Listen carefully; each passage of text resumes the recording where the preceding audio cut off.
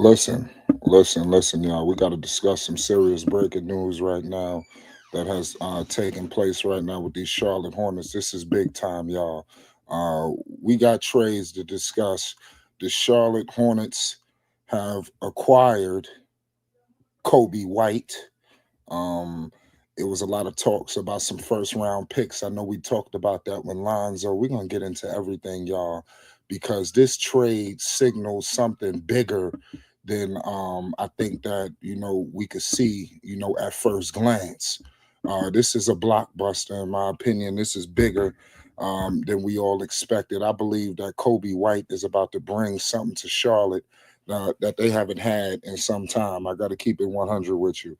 The Charlotte Hornets is about to be ultra competitive, in my opinion. They're going for it. They're going for the gusto. I hate that it had to be Colin Sexton, to be moved. But I mean, it is what it is at the end of the day. You got to do what you got to do. Coby White is headed to the Charlotte Hornets. Colin Sexton is headed to the Bulls. I mean, this trade right here is just ridiculous. Shout out to my man Dom in the chat, the legendary Dom. You already know Dom. There's always a spot for you here at Flight Sports. But these Hornets, man, they going for it. The playoffs, here we come. You don't make a move like this. Three second round picks. Yeah, it wasn't no first, but those second round picks, man, that's big. In my opinion. You know, it, the win streak. Y'all let me know your thoughts. What does this mean for Lonzo? I know that people thought Lonzo possibly was headed to Charlotte, but I think now with these second round picks that have just been offloaded, that changes the game. I'm keeping it 100 with you. We live right now with Flight Sports TV. We got breaking news in the NBA. Coby White is headed to the Charlotte Hornets. We're gonna break it all down. Anthony Davis is on the move. Lord have mercy. It's one of those evenings, y'all. Coby White is coming in. We got another sharpshooter in Charlotte, y'all. We have another sharpshooter in Charlotte. Give these guys credit, y'all. We got to start paying the utmost homage. You know, Jeff Peterson has came here and they are putting their fingerprints on the organization. We seeing it firsthand. Charles Lee is ready. We got to start giving Charles Lee the benefit of the doubt. Charles Lee is the truth, man. Look what has happened. Let's talk about this, y'all. The Bulls have ended up moving on from Coby White, the longest tenured Chicago Bull, and they are continuing to prioritize younger assets. You see what's going on the Bulls. If you've been living under a rock, they don't really need Coby White. This young type, they got Boo Zillis. They got people out here now. They also just made a move. It's just getting wild. They just got Anthony Simons up there from the Celtics. So you see where they moving. But now where Charlotte is headed, they are headed to the play-in at the very least, or they're going punching their ticket to the postseason. Colin Sexton is only 27, so it doesn't really put him way off the timeline. But they also got this guy Usman Dieng in the move. This is crazy. Coby White, this is a big deal for Charlotte. I cannot believe. And this guy, Coby White, he was highly coveted. People wanted Coby White at the deadline, y'all. But the Charlotte Hornets ended up getting him. I can't believe that the Charlotte Hornets are this active. Like I said, Peterson has addressed the need. And it is what it is. And he didn't, like I said, I don't believe it was a first round pick. They didn't even give up a first round pick for Coby White, and Coby White was a former first round pick. Coby White was looked at as arguably one of the top guys, and I believe they also got Mike Conley.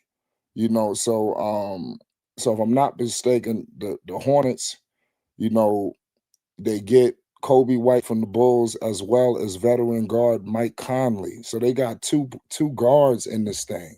Not just one. We got two guards. I got my man Dom Cook in the building.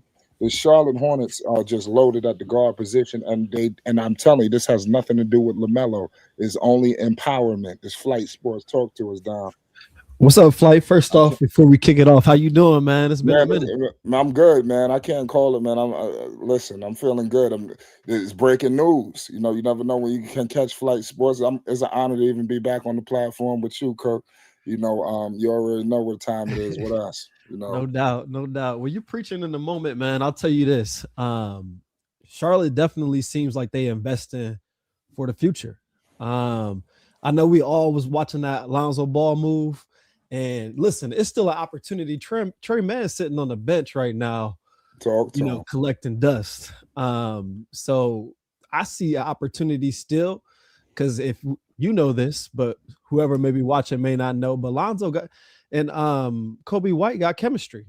You know what I'm saying? They Mm, did their thing once Coby came back from injury. So, on a bigger picture note here with Charlotte though, 7-game winning streak. I read an article talking about Colin Sexton and the tunnel vision he had. Now, don't get me wrong, the culture was changed tremendously with Colin. He was a big yes. addition to the squad. I think everybody who tuned into these games saw that he came in with energy, pride, all the right tools to build a successful culture. But I got to keep it a buck. Coby White, he's slightly better in my opinion. He's 6'5", so that cancels out some of them height issues that you were looking at with some of those lineups with Charlotte. What I potentially see right now, to be honest, and I put money on this, um, six seed. I see the six seed right now. You know what I'm saying? I see Yes. some great basketball for the rest of the season. But I'll pause right there. What's your thoughts so far, Flight? Oh, well, listen, my thoughts is I want to follow up, man. Listen, the Charlotte Hornets, we got breaking news, ladies and gentlemen. The Charlotte Hornets have acquired Coby White. Coby White is averaging 18 points per game. Let me tell y'all what Charlotte is getting. We got to put shit into perspective. It's Flight Sports TV.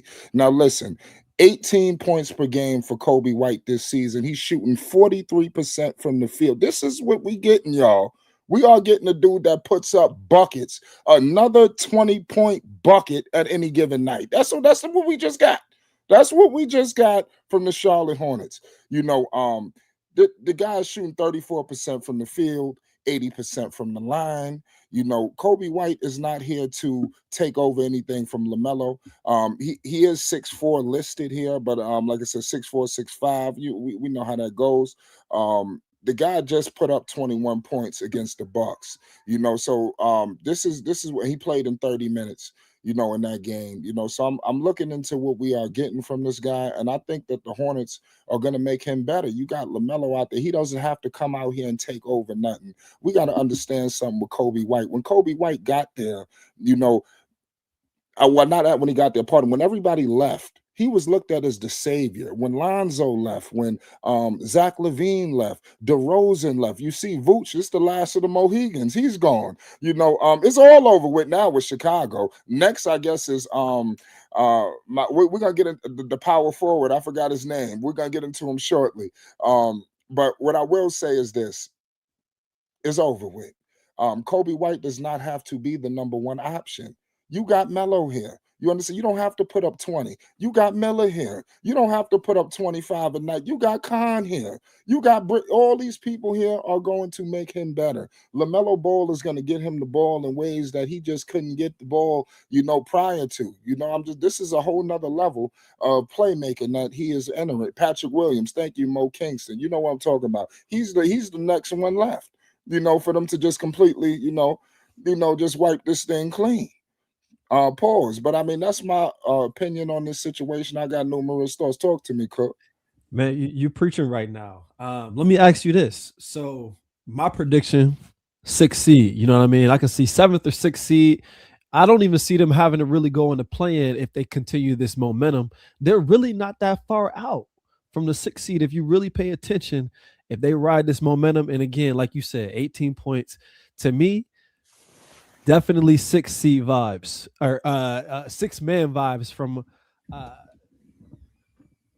from Coby White as well. You know what I mean? I could see him being Yes. 6 man of the year in this lineup. The only thing that I could see that they might be missing, I like MB, but something within the 4 or 5 position is really separating them from championship contention over the next 4 or 5 years. But once they figure that out, I see them doing big things. But let me ask you this in terms of your predictions, as far as this team, where they're going to end up. What's your prediction? What are your thoughts? I think with this move, and something tells me that they're not done. They also got Mike Conley. I know we forgetting. I didn't. They got Conley. Did you hear about Mhm. that? Yeah, yeah. Do you see Yeah, them buying him out though? yeah.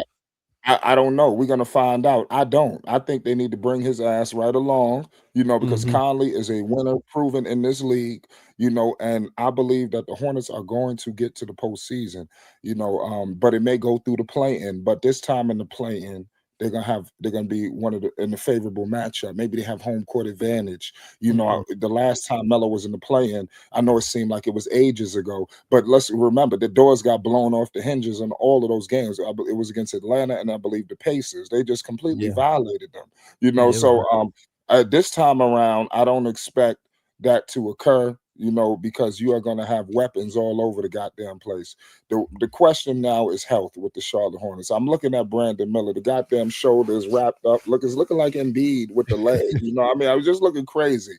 Yeah. So I'm just like, that's just scaring the daylights out of me. So it's just how they got Lamelo running into the coach. I mean, it's just getting ridiculous. I mean, health is the key here. Is Yeah. the key to all of this. One false move, the shit could just, but we ain't gonna get to that, you Mhm. know.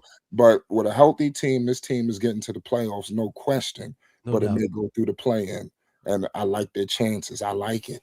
So I'm I gonna don't. read I'm gonna read this to you, Flight. So Yeah, 6th seed is Philly, 29 and 21. that's We know right. they just lost Paul George. 7th seed, Miami, they're toss up. They could get, 6th seed. Hell, they could even get the potential 5th seed the way they've been rolling lately. Orlando, toss up. Atlanta, toss up. And then Chicago at 24-7, 24 and 27 in the 10th seed. It's a wrap for them. We know they tanking. They don't want to win this year. They rebuilding. So realistically, when this is all a wrap, with the way they've been winning, the momentum that they got, I see either Miami or Charlotte in that 6th seed. That's my honest opinion. We know Cleveland's in the 5th seed. We know they ain't falling off. Not with not with the moves they making. Toronto, they've been balling, and then so on and so forth. But that 6th, 7th seed, I see Charlotte finishing right around there. I see the culture shifting. I ain't gonna see no more blowout losses like those previous play-in games over the past years. I see them as a 6, 7 seed going against. Honestly, and who's to say they can't beat a Boston Knicks? I don't know if they touching Detroit right Well, now. I'm gonna be well, honest. I know you. so, I know you rock with the Knicks, Roger, but Roger, Roger, but go ahead. I was waiting. That was a good one. That was but good. You but got I me mean, there. but who's to Yeah. say? I see them if they play Boston, New York in the first round. I see that series going 6 or 7 games. I'm gonna be honest with you. I it Okay. ain't gonna be no Um, sweeps flight. I'm gonna be well, what I you. mean, you said that. You said the Sixers, right? Who did you say? Oh, I know you Boston said the Knicks. Celtics, Who was? Oh, Celtics. well, I could definitely see Boston. Yeah. I see the matchup there. Where they could definitely threaten a team like that, a team like Detroit. And let's keep it 100 with you with the New York Knicks. You talking Mhm. about Lamelo Ball in Madison Square Garden? That's Mm, home court advantage for Lamelo. yeah, People gonna have the popcorn out. Kids gonna be rocking Melo. It's gonna be a movie. yeah. So but also you got OG Anunoby out there. You got Bridges. I mean, that's a problem. They're gonna Mhm, call they taking somebody out the game. mhm, So and I don't know who's it going to be, but somebody's going to be completely removed from that series if that was to occur with the New York Knicks. But I think with the Pistons, they could probably defeat the Pistons. I think the Pistons kind of on a high horse a little bit.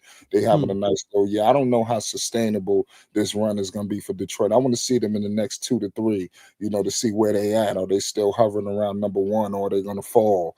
But we're going to get into AD with Washington. This is mhm. the year to cash in. Because Mhm. next year is going to be like the wild, wild west in the Eastern Conference. You Mhm. see how it is out west, how it was a few years. That's how it's going to be out east. You got all these teams going to be jockeying for position.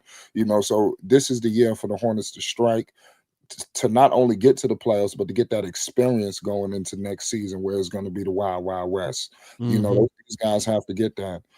So I'm very excited to see the Charlotte Hornets. Coby White propels them to that position.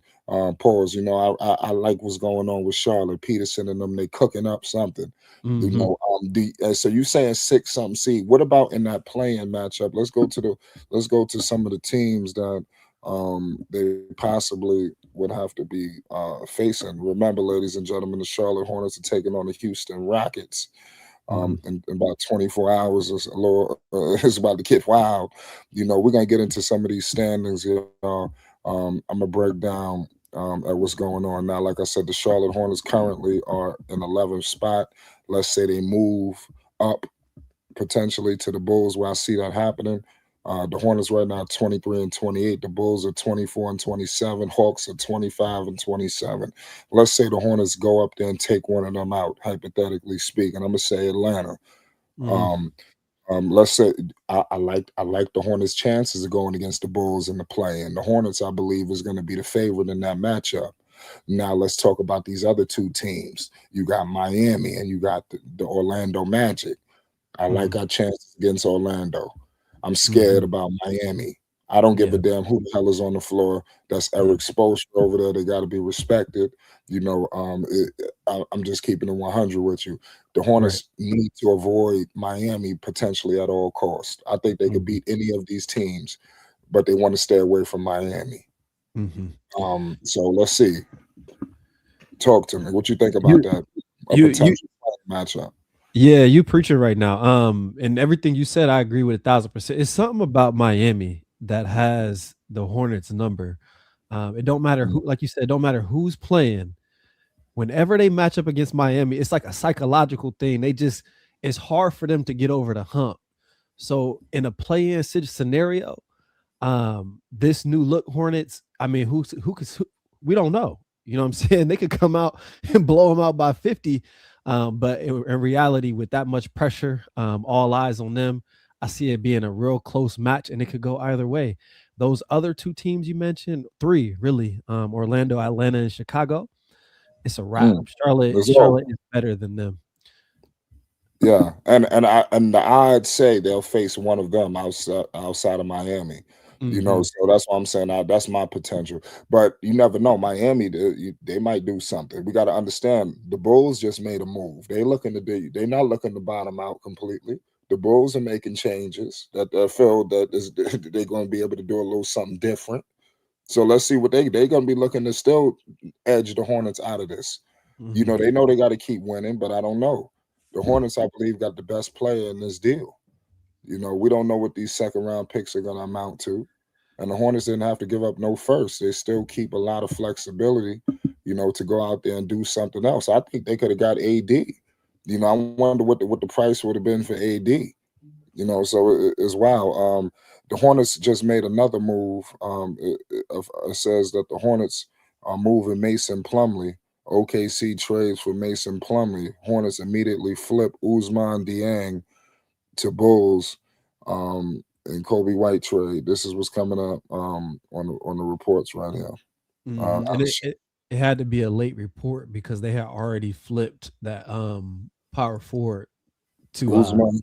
to Chicago. Okay, yeah. So I'm trying. Okay. Yeah. So that was a report that just came out from Shams. I'm reading on the timeline. Mhm. He got Um, to he got to get his together. yeah, yeah. Shout out to Stacy Van Diver in the chat. You already know he said trades, fastest player in the league.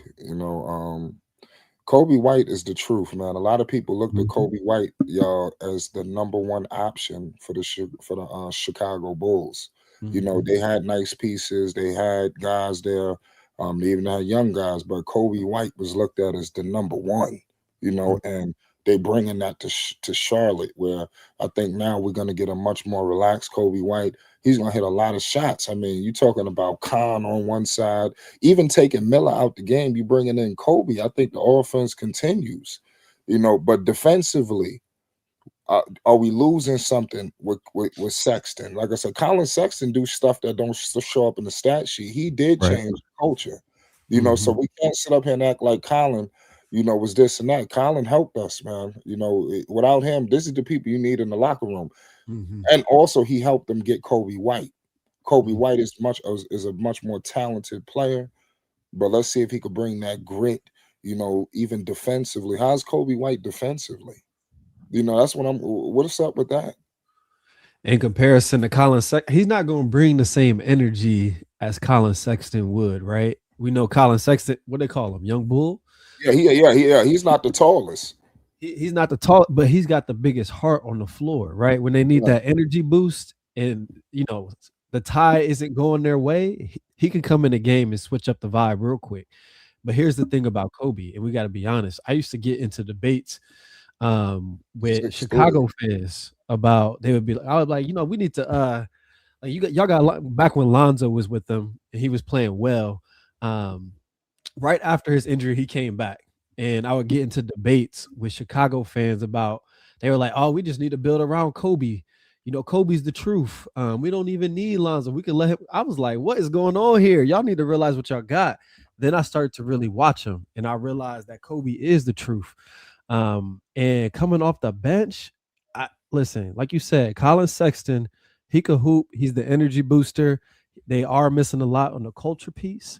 But on the flip side, Kobe coming in, Kobe could get you 30 off the bench any night. People Easy. don't realize that any night. I'm talking about 6 men in the year.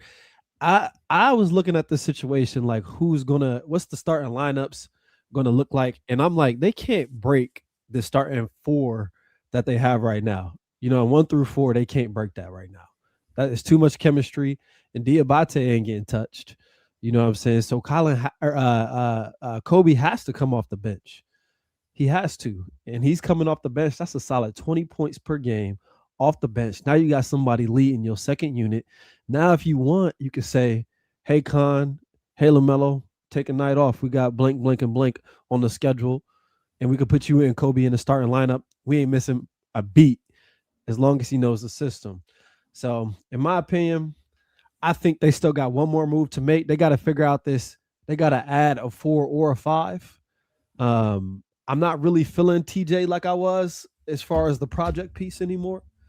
Um, but if they could add a 4 or a 5, you know what I mean, in the mix, in the rotation, and then get rid of Trey Man, use that contract to flip potentially, Alonzo Ball. I to me, you can't tell me they ain't making it to the second round of the Yeah. playoffs. You No, can't. I'm laughing at my man Unstoppable. Shout out to the legendary Unstoppable in the chat. This guy Unstoppable just said the Chicago Bulls just got robbed. And to keep it 100 with you, man, you might have to argue that no first round picks. That's another notch in the Bulls arsenal. I was just looking at something. What was it, about 2 days ago, where like I just told you, the last of the Mohegans in Chicago, everybody's gone now from the Lonzo situation. No first round picks was gotten from any of them, from Lonzo, from um, Levine, from DeRozan, from Vooch. Nobody got. The Raptors just traded for Chris Paul. We got breaking news. Yes, all that. CP3 is going to the Raptors. So is getting active. So the Eastern Conference is getting wild. Um, Mhm. and like I said, this CP3's last year, and he's gonna have a playoff run. That's unfortunate that he couldn't get to an actual championship team, but it is what it is. Um, it's But wild. What's up? I malpractice want to ask you a for the question. Bulls. I want to ask you a question about the Hornets real quick. What does this say for Lonzo? I know you may have touched on this before, but I know people thought Lonzo was possibly a thing that could take place. Mhm. And it was a question that it was supposed to be two second round picks involved. The Bulls wanted. You Mhm. see, they ended up trading for Kobe White instead.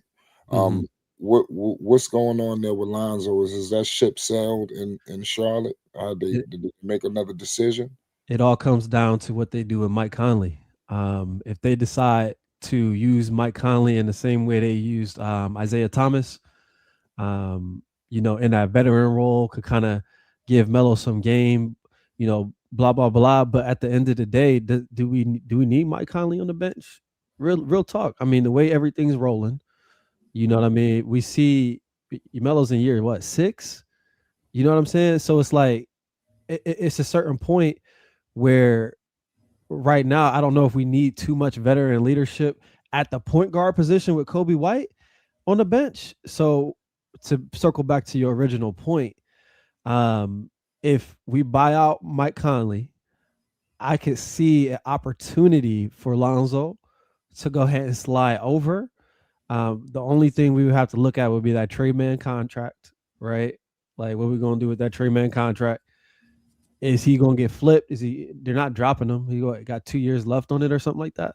They're not dropping Trey Man. But if they could flip Trey Man, buy out Mike Conley, and then get Grant to give ZO2 his jersey number, I see everything moving forward from there. But here's the thing, right? You and I have been watching hoops for a long time, decades. We know what good player connective players are. And Lonzo Ball on this second unit, you think about the type of people that's gonna get rolling. Imagine instead of Coby White trying to look for a bucket, you got Lonzo Ball dishing it to Brandon Miller. You got Lonzo Ball, as soon as he gets that board, throws it 40 feet to Con Knipple for an easy three. You got Calcaburner. I don't know if I'm saying his name right. That's about right. You got him. Lonzo gonna have easy 8 points. He had what was that boy's name in college? TJ Leaf. That's We haven't right. heard of TJ Leaf since when? Since UCLA It's days. been a long time. You know what I'm saying? He was projected to be an easy second round pick off of Lonzo just being around. So we know what connective tissue is, connective players is. If Lonzo Ball's in that second unit, which I don't know psychologically if he gonna be, because sitting next behind his younger brother, right? He's always been big bro to little bro. I don't know if psychologically that's something that he would really mess with. But if he did, and he hopped on that roster leading that second unit, and Lonzo one of my favorite players, man. If he hopped in that second unit and ran that second unit, I'm telling you, they making it to the Eastern Conference Finals. Is it going to be the biggest dark horse we didn't seen in the last decade? But I'll leave it at that. Yeah, nah, that's a fact. We got the legendary Purple in the House of Purple. We got breaking news in the NBA. You see what's going on. Colin Sexton. Shout out to Colin, man, the young bull. He came here, established culture. We are getting Coby White. I believe we upgraded that position. Talk to us, Purple, man. What is your thoughts on this move? We also got Mike Conley in this deal. We got the veteran leadership. What's your thoughts? The Hornets are trying to make a playoff push. What's the deal? Um, First of all, I'm happy for Colin Sexton.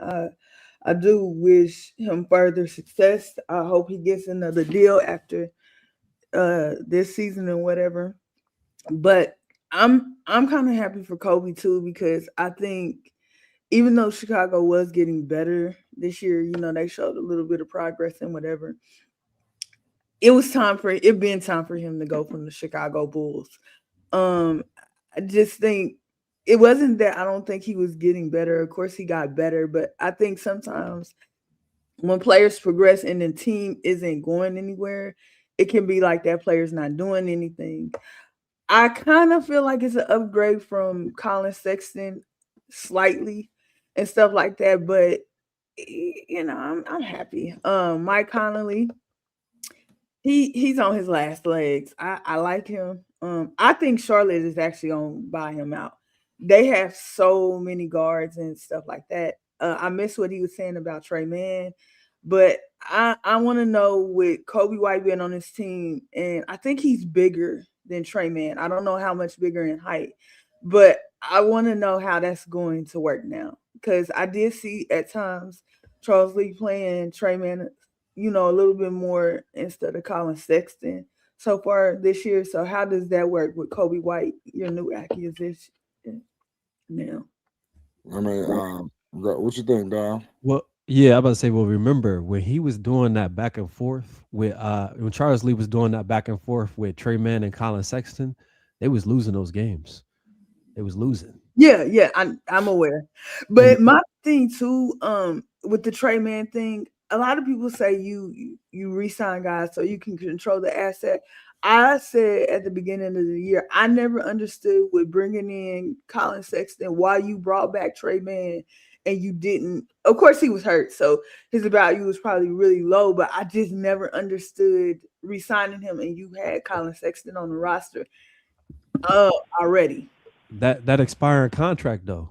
You know what I'm Yeah, saying? yeah. Like I got it, but still, like I seen his name brought up, and I'm like, I I think he's stuck in Charlotte. I think the deal is favorable, but he has, I think, what, back issues and stuff, and I don't think he's undersized, so I'm not gonna call him that. But I just didn't understand why you brought him back for real, especially if his value was low because of his injury that he has.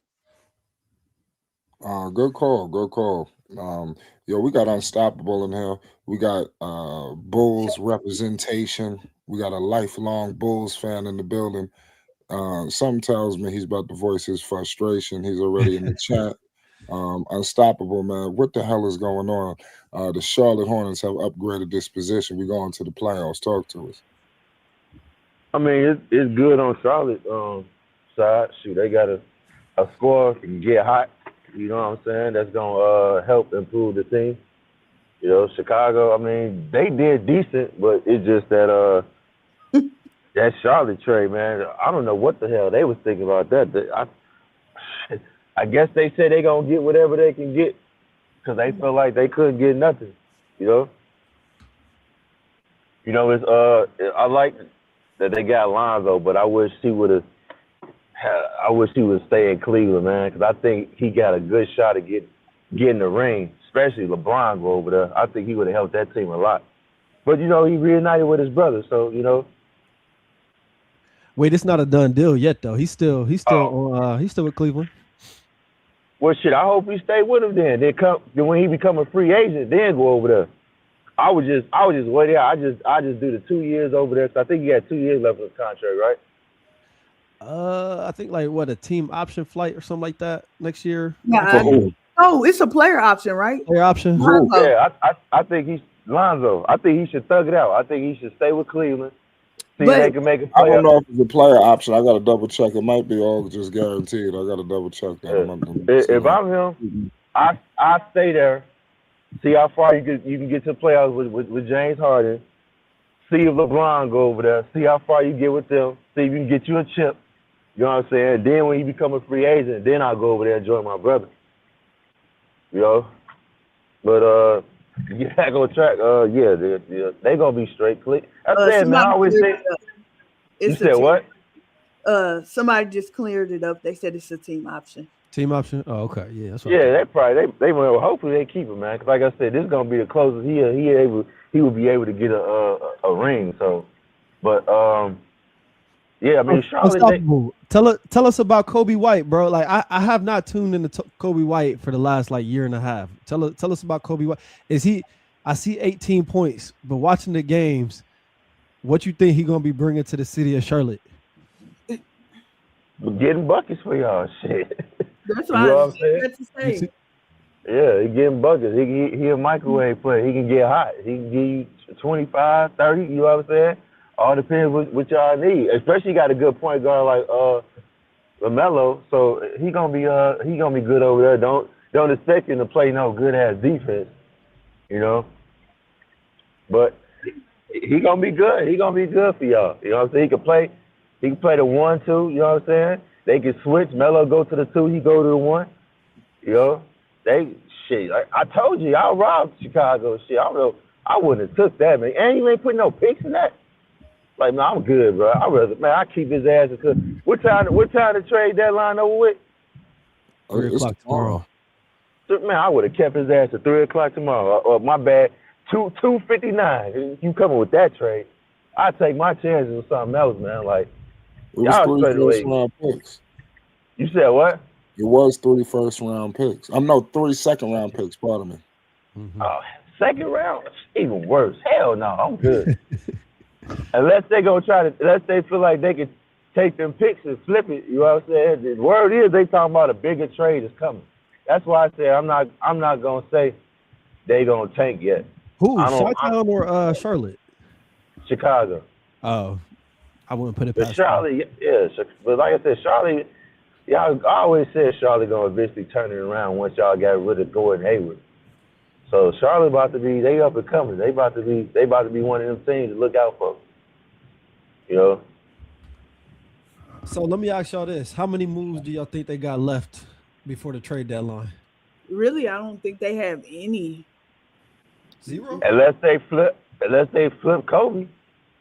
Yep, that's Yeah. that.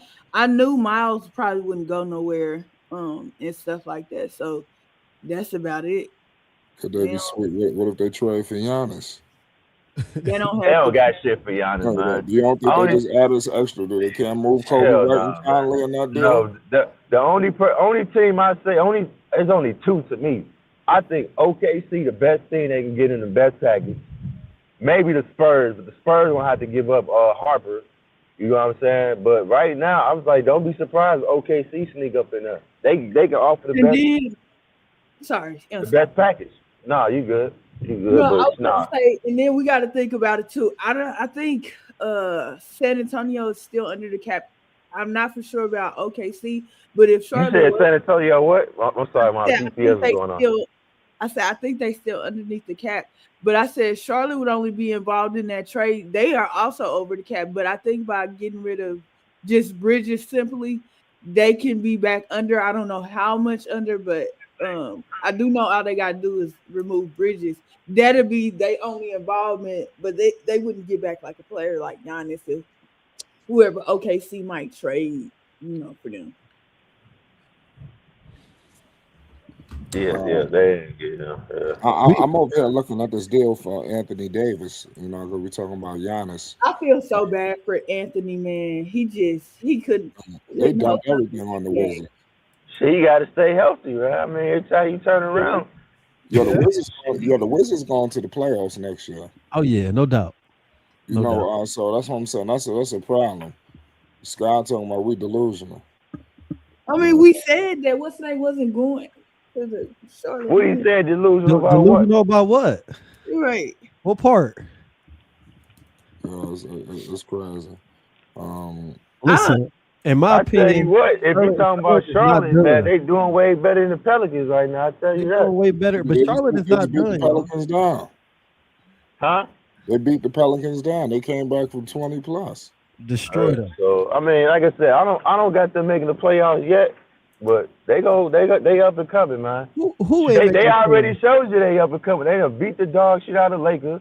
All the teams that you thought Charlotte was gonna lose to, they wound up beating. You know what I'm saying? Man, they definitely making the playoffs this year. I don't know. No. I don't got to make the playoffs this year. Nah. These teams? No, not this year. I listen. If Flight want to mediate it, I'll put bread up on it right now. I'm talking about they ain't gonna make the playoffs. Let's mediate. This is not the first time we had a bet here. We had a $10,000 bet about a year ago. The shit went up in smokes. With legendary FYF and coffee. I wouldn't bet it. Shit happens. It was wild. Shit happens, but I don't got them making the playoffs. Who's in front of the Charlotte right now? You asking me? Are you talking about like the seeding? You talking about? Yeah. I can't tell you. I'm driving right now, so I couldn't even look at my phone and tell you. Because I believe it's like we don't Pistons for sure because they number one. I know if the Bulls they passing the Bulls, and the Hawks.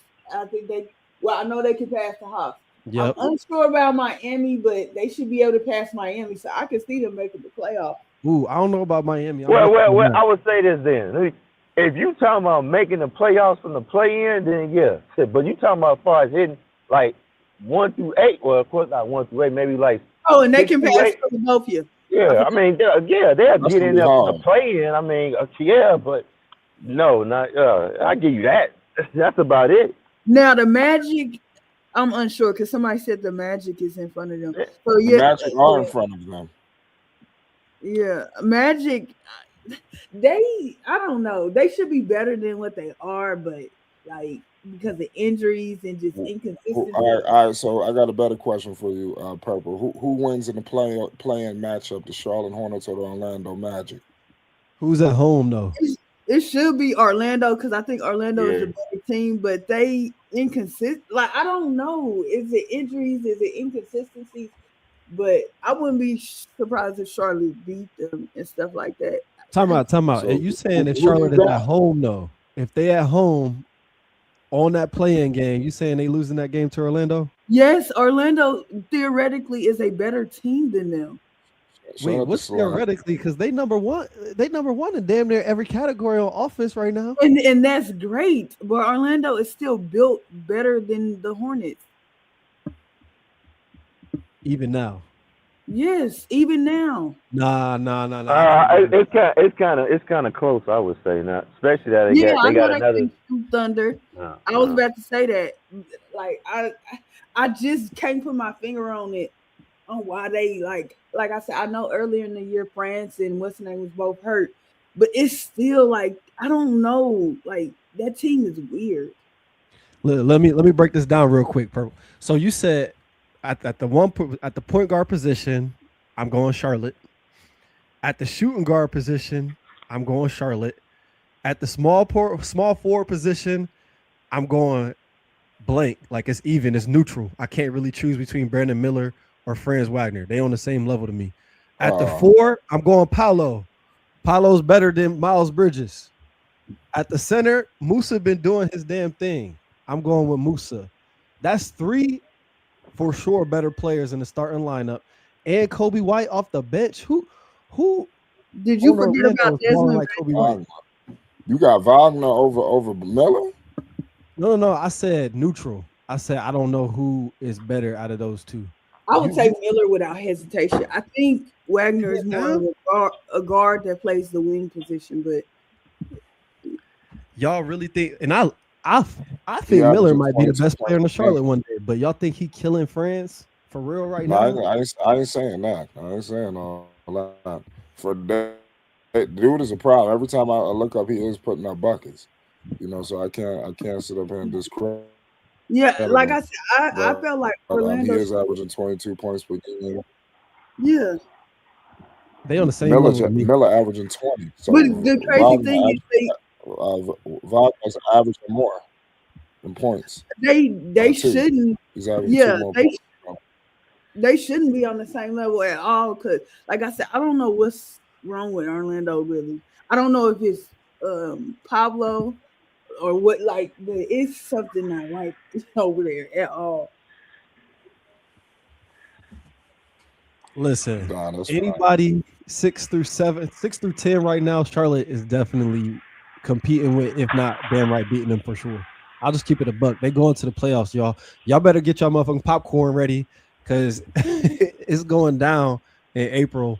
Man, I heard this before, man. No, they not yet, man. Next year. What more they got to? I'll just wait. But listen, we could talk in the private chat. Me and you, we could talk in the private chat. If you want to put some bread on that, it ain't got to be nothing crazy. But also, another report is out. Breaking news involving CP3. It's like we haven't trade. I feel like the trade deadline has started. Listen, ladies and gentlemen, it's Flake Sports TV. We're gonna be live tomorrow for the trade deadline. You do not want to miss a single beat. Make this your place to be because we're going live for everything. Now, listen. CP3 may be flipped by the Raptors. That's the reports now. So CP3 has not found the home just yet. You know, it's still in question right now for CP3. What's your thoughts? Man, CP3 needs to go sit down. That's being nice. He probably going to Cleveland, man. Go join LeBron, some shit, man. This is last year. He I don't can't go think out so. like this. CP3 should play another year.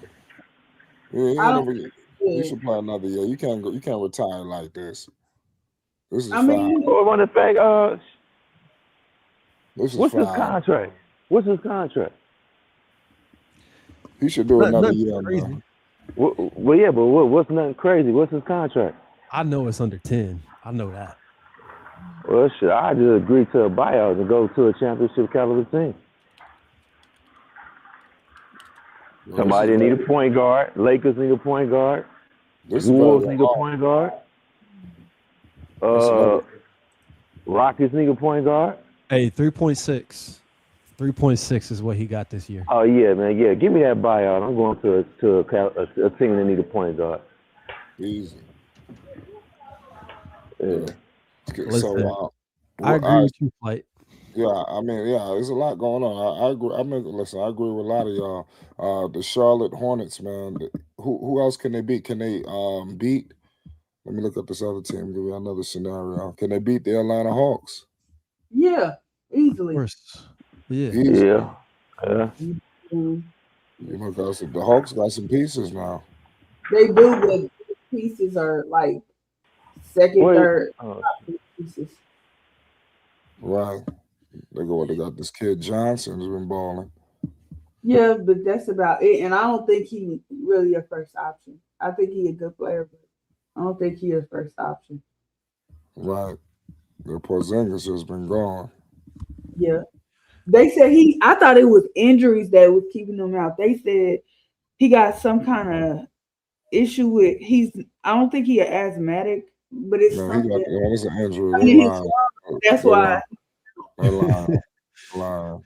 They do shit like that. This guy's fucked. His knee is fucked up. We keep going. Yeah, I mean, I know that. But I was Yeah. like, because I was like, dang, he sure been hurt. He was hurt with the Celtics.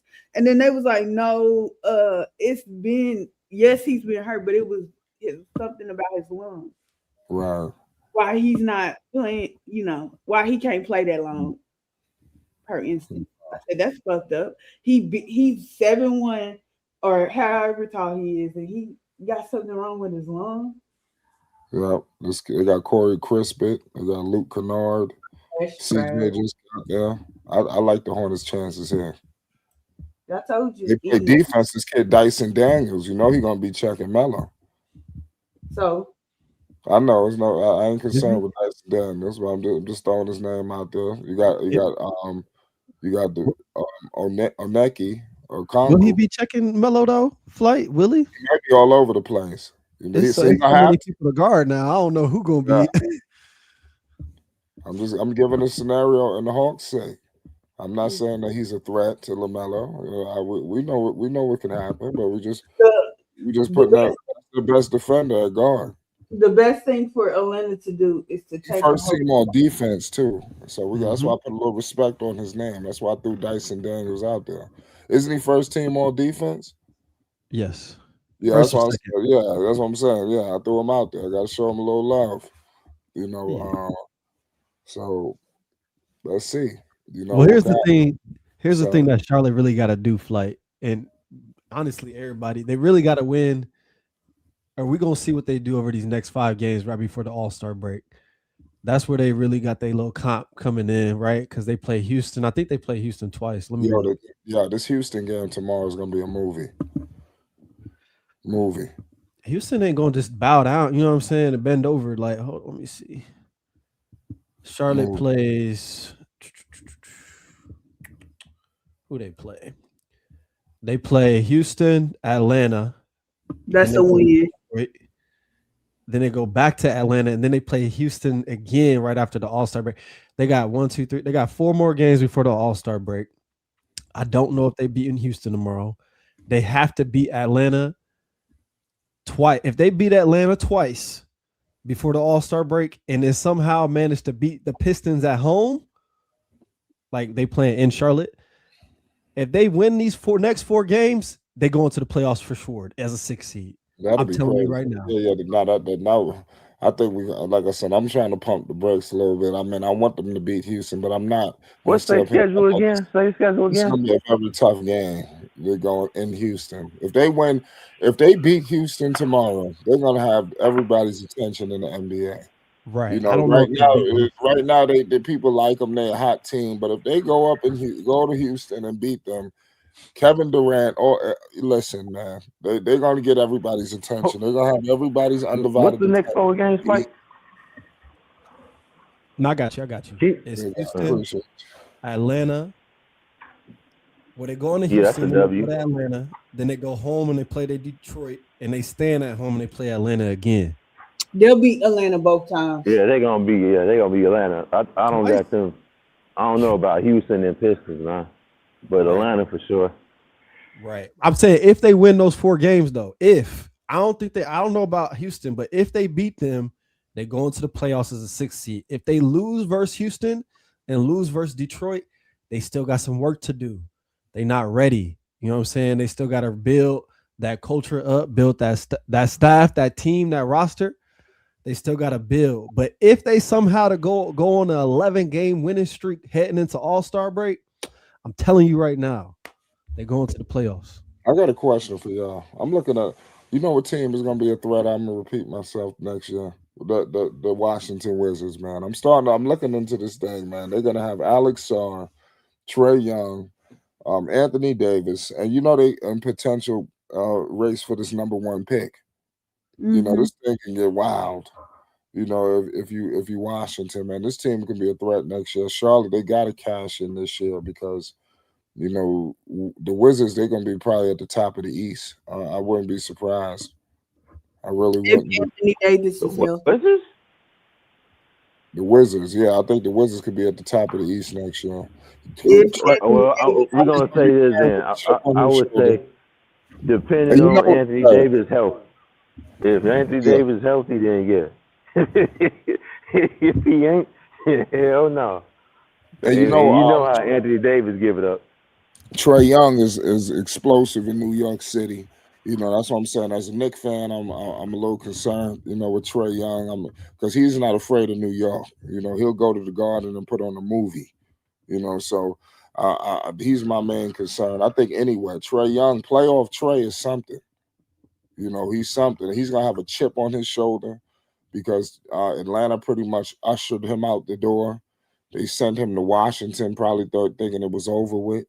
But what Washington has done while Trae Young is on the bench, you know, because really they're tanking. I'm gonna keep it 100. AD is coming. He's not gonna play 1 game this season for the Washington Wizards. The Wizards are tanking. You know, they should be fine. You know, because Trae Young can play. You know, Anthony Davis, they're gonna shut all of these people down. You know, so I mean, it's a mess, man. You know, maybe they'll play for a second, you know, just to see what it looks like real quick. But with these guys' injury history, I wouldn't even mess with it. I'll wait till next year, especially AD. Here's the thing: they might get a top 5 draft pick next year too. I said that. Oh, you already said that? AJ, yeah. Who's this kid? Who's the number 1 pick guy? This dude, AJ, what? What's his name? It's between him and DeBasta and Peterson. Yeah. Listen, to me, that's top 3. I don't know if they better than the Celtics next year with JT back. Just keeping it a buck. I honestly don't know. But to me, that's top 3, top 4 in the East. And if LeBron come back to Cleveland, you know they're gonna do that farewell tour. The refs is gonna be on his side. They're gonna make sure they're a top 4 seed for LeBron's last year in Cleveland if they do that. But I got Wizards right up there. It's gonna, like you said. What'd you say? The Wild Wild East. Listen, next year about to be crazy in the East. People sleeping on what's. So they're gonna be in front of Indiana. Yeah, because you got to think Hallie. I don't think Hallie's going to come back in the beginning of the season, and if he does, they still got to rebuild that culture. But I think Indy going to be up there. It's a lot of good teams in the East for real. Y'all preaching right now. Philadelphia not being one of them. You said who? I told people. Philly, you said? Yep. I told people Philly wasn't gonna be that. I don't believe in Maxey like that. Oh, Philly's got a squad though. Like if Paul George does what anybody on the max contract supposed to do this year in the playoffs, then I see them making it the second round. You know what I'm saying? Minimum for real. If they could keep it together, and Embiid come back and give us at least 75% of who he was the last 2 years before the injury, I can see Philly doing something, making some noise. That's the problem though. That Maxey has progressed. You got Edge coming there and stuff like that. They just traded McCain, which I seen that from afar. I already knew they was gonna do that. Mm-hmm. But you have to move forward with Embiid not being your best player. And as long as they rely on somebody that probably won't be there 50% of the time being their best player, that's going to be a problem. Second and I round. like myself, but that's going to be a hindrance. Look, listen, y'all. We're joined by the legendary All Access Dex. Listen, we got breaking news in the NBA right now, Dex. The Charlotte Hornets have traded for Coby White. They're sending Colin Sexton. They also got Mike Conley. The Hornets are on the tear right now. They looking like they play off or play in bound. What's your thoughts, man? Talk to the people. It's Flight Sports TV. Yes, sir. First of all, let's get this monologue off right since my introduction. Flight, thank you very much, bro, for integrating me into the stream and inviting me over and allow me to come and say what I have to say. I've been holding back for a long time, Flight. God darn it, I've been holding back for a long time. And this Coby White figure, I've been having problems with Coby White. I'm gonna stay in freaking Chicago. Chicago. I knew Chicago was dangling Coby White ever since Coby White scored that 45 points. Coby White was reading the clippings and he was sniffing his own perfume in the NBA.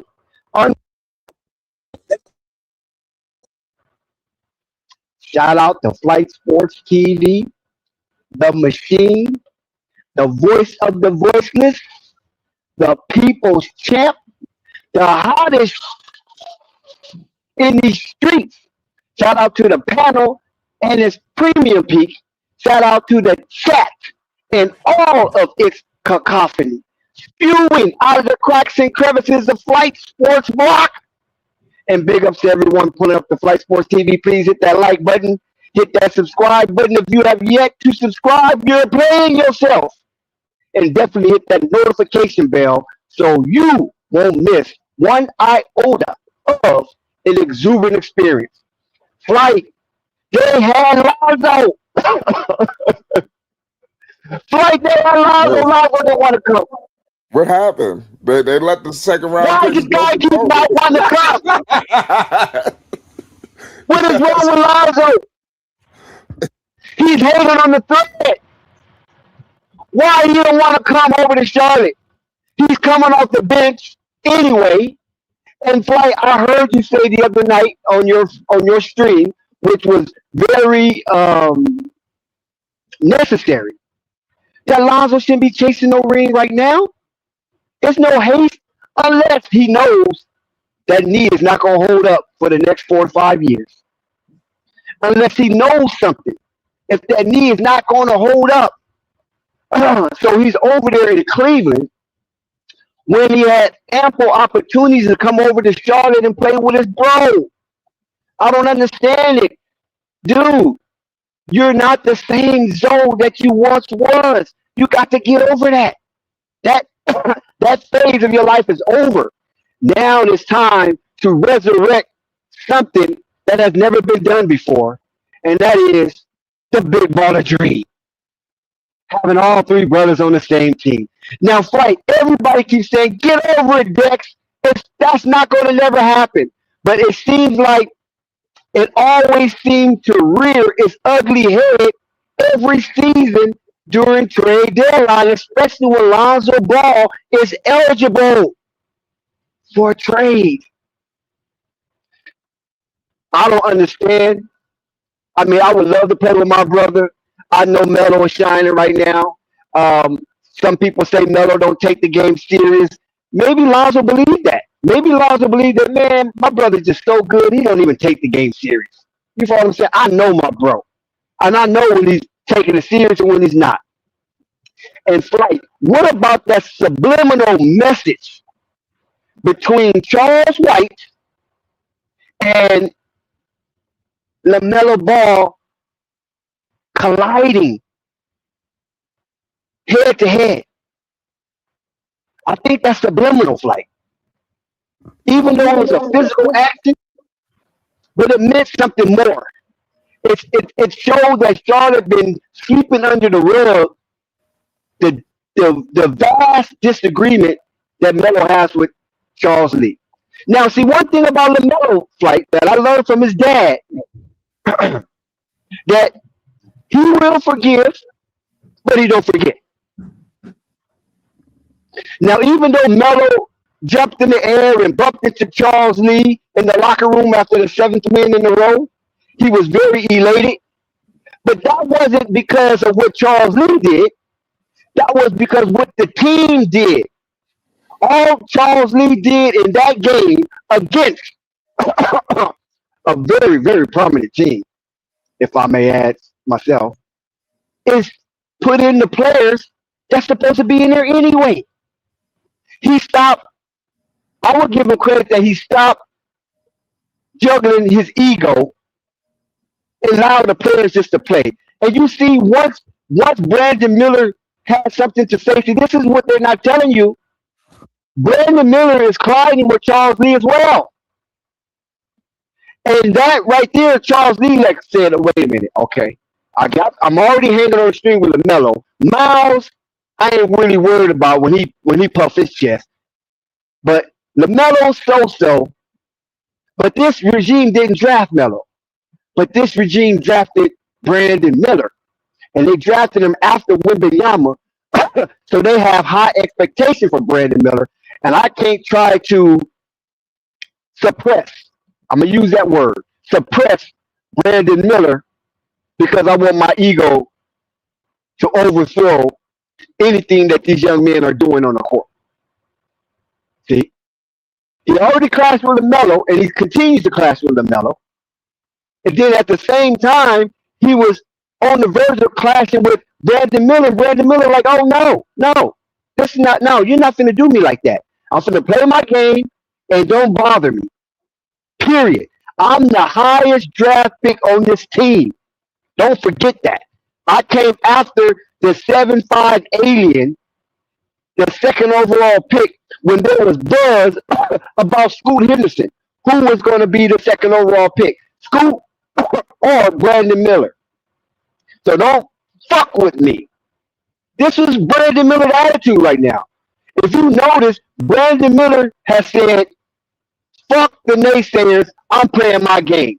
I'm not trying to appease or please nobody. I'm playing my game. If my shot is there, I'm taking it. And Charles Lee don't get that credit. Don't try to give that credit to Charles Lee. Only credit you give to Charles Lee that he stayed the fuck out the way and let these boys play basketball. And stop trying to put in a 10-man rotation when the bottom of your rotation is not talented. You know the bottom of your rotation is not talented. Look at the guy, Amari Bailey. He was a part of that team, right? Bryce McGowan, James Bouknight, Kai Jones. They was a part of that team, right? Remember that. These people were in the rotation. And look at what Amari Bailey's doing now. He's crying to go back to the freaking NCAA. Isn't that kind of retard? I'm not saying he's a retard. I'm just saying that's development. Isn't that retard development?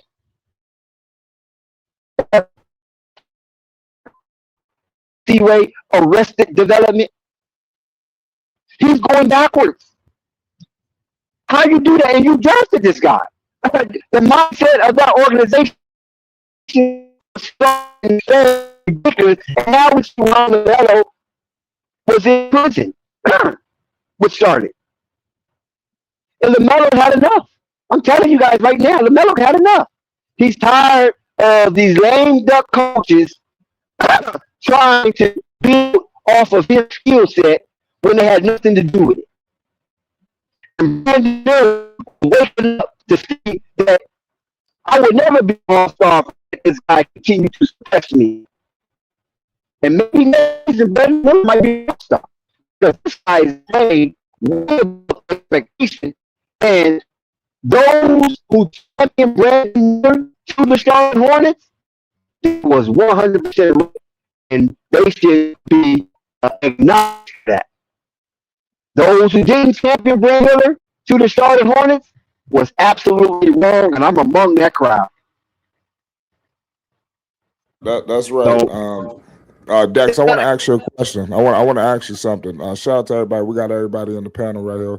I want to get your thoughts on something involving Charles Lee. You know, Charles Lee during this streak, you said that he's getting out of the way. What do you think about these rotations? Because I'm watching, man. It's hard to argue. You know, when a team is streaking like this. You know, Charles Lee. I'm trying to figure out how the hell he got into the Coach of the Year race. Listen, Dex, if the Hornets get to the playoffs, this dude is the Coach of the Year. You know, I'm just keeping it 100. Which how the hell did this he's not the happen? coach. Hey, No, I might be no, going there. he's not going to coach the year. No. If Because he you know went why? to the playoffs Because remember, with this streak, no, listen. Remember when? Hold on. Remember, remember the Boston Celtics in 2023. Remember they was in the dungeon in the first half of the season, and then Grant Williams and Marcus Smart, along with Aldridge, called a meeting, a players only meeting, and this is when Ime Udoka was still the coach, and they came out of that meeting, that dark space, and turned that whole season around and end up in the championship. You remember that? not 100% You sure recall about that that. fight? They played Golden State. Yeah, they played Who Golden fight? State. Who you who They you talking played about? Who's the Golden coach? and lost You start you to breaking up a little. Udoka. Yeah, you break. Udoka was the coach for the Oh yeah, Boston yeah. Celtics. Okay, yeah, I'm not. And Yeah, they was in the dungeon in the dark space, and they called a players meeting. Marcus Smart, Aldridge, and Grant Williams. okay. And they came out of that meeting on fire and ended up in the NBA Finals playing Golden State Warriors. Won the first two games, I believe, and they ended up losing the series. Well, I'm gonna give you a different argument. That's how I'm you gonna give coach you. in the year. Well, that sounds good. That sounds good. That's platinum. But what I'm gonna give you a different argument. In my opinion, the reason probably didn't get this is the Boston Celtics, Dex. But let me tell you something else about the New York Knicks. The New York Knicks ended up going through the dungeons. People coming to the game with paper bags on their face. I mean, it was wild in the Garden. Tom Thibodeau comes there, revitalized the organization, propels them all the way to the postseason, and then he wins Coach of the Year honors. So I think it's a situation like How that. far? Where he brought New How York far back. though? Like, New York never made the playoffs. Charles, like, go ahead. how far did he go in the playoffs? Like, I mean, I don't think it matters. I think they lost in the how far first did he round. playoff? I think it lost in the first round. You breaking up too. Right. I just want to let you. Your connection is out. It's crazy. But what I will say is they lost in the first round to the Hawks, if I'm not mistaken. Yeah, the Knicks was so hot they thought they was going to get to the second round. It was wild. I mean, he still won Coach of the Year. And that was Tibbs. So let's see. I mean, let's see what happens. There might be a whole bunch of awards running around. Now I'm gonna tell you something. Charlotte, they get to the playoffs. Yeah. He's not gonna win Coach of the Year. No, he's not. He's not gonna win Coach of the Year. All that is just hype. It's just hype right now.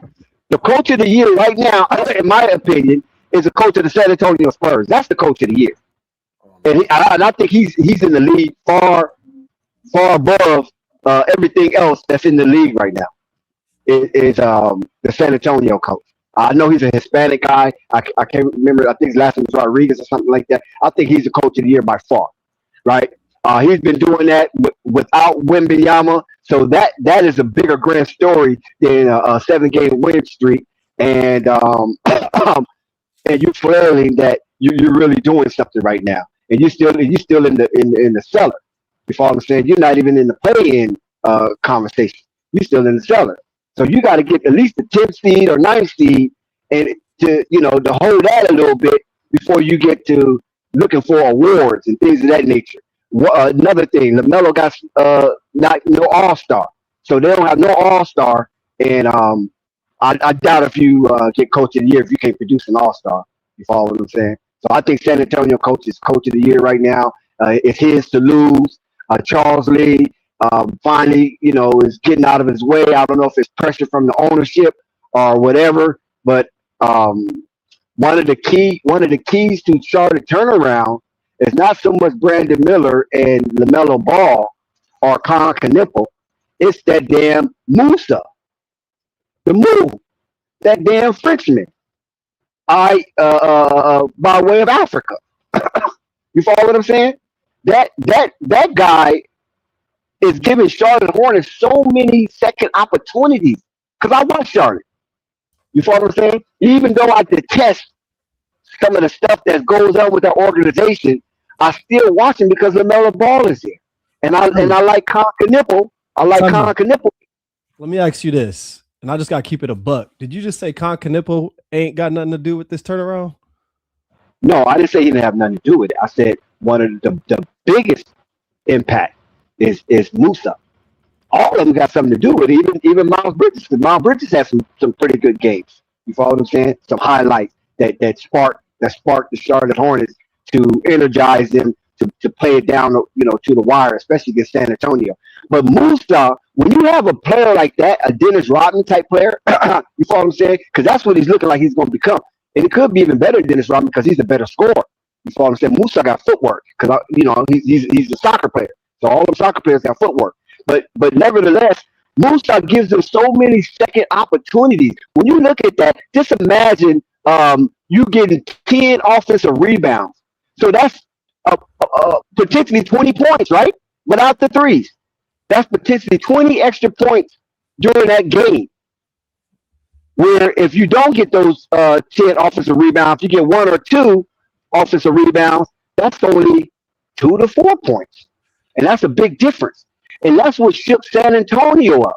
And that's what shook up the Thunder because Musa was on those boards like a madman.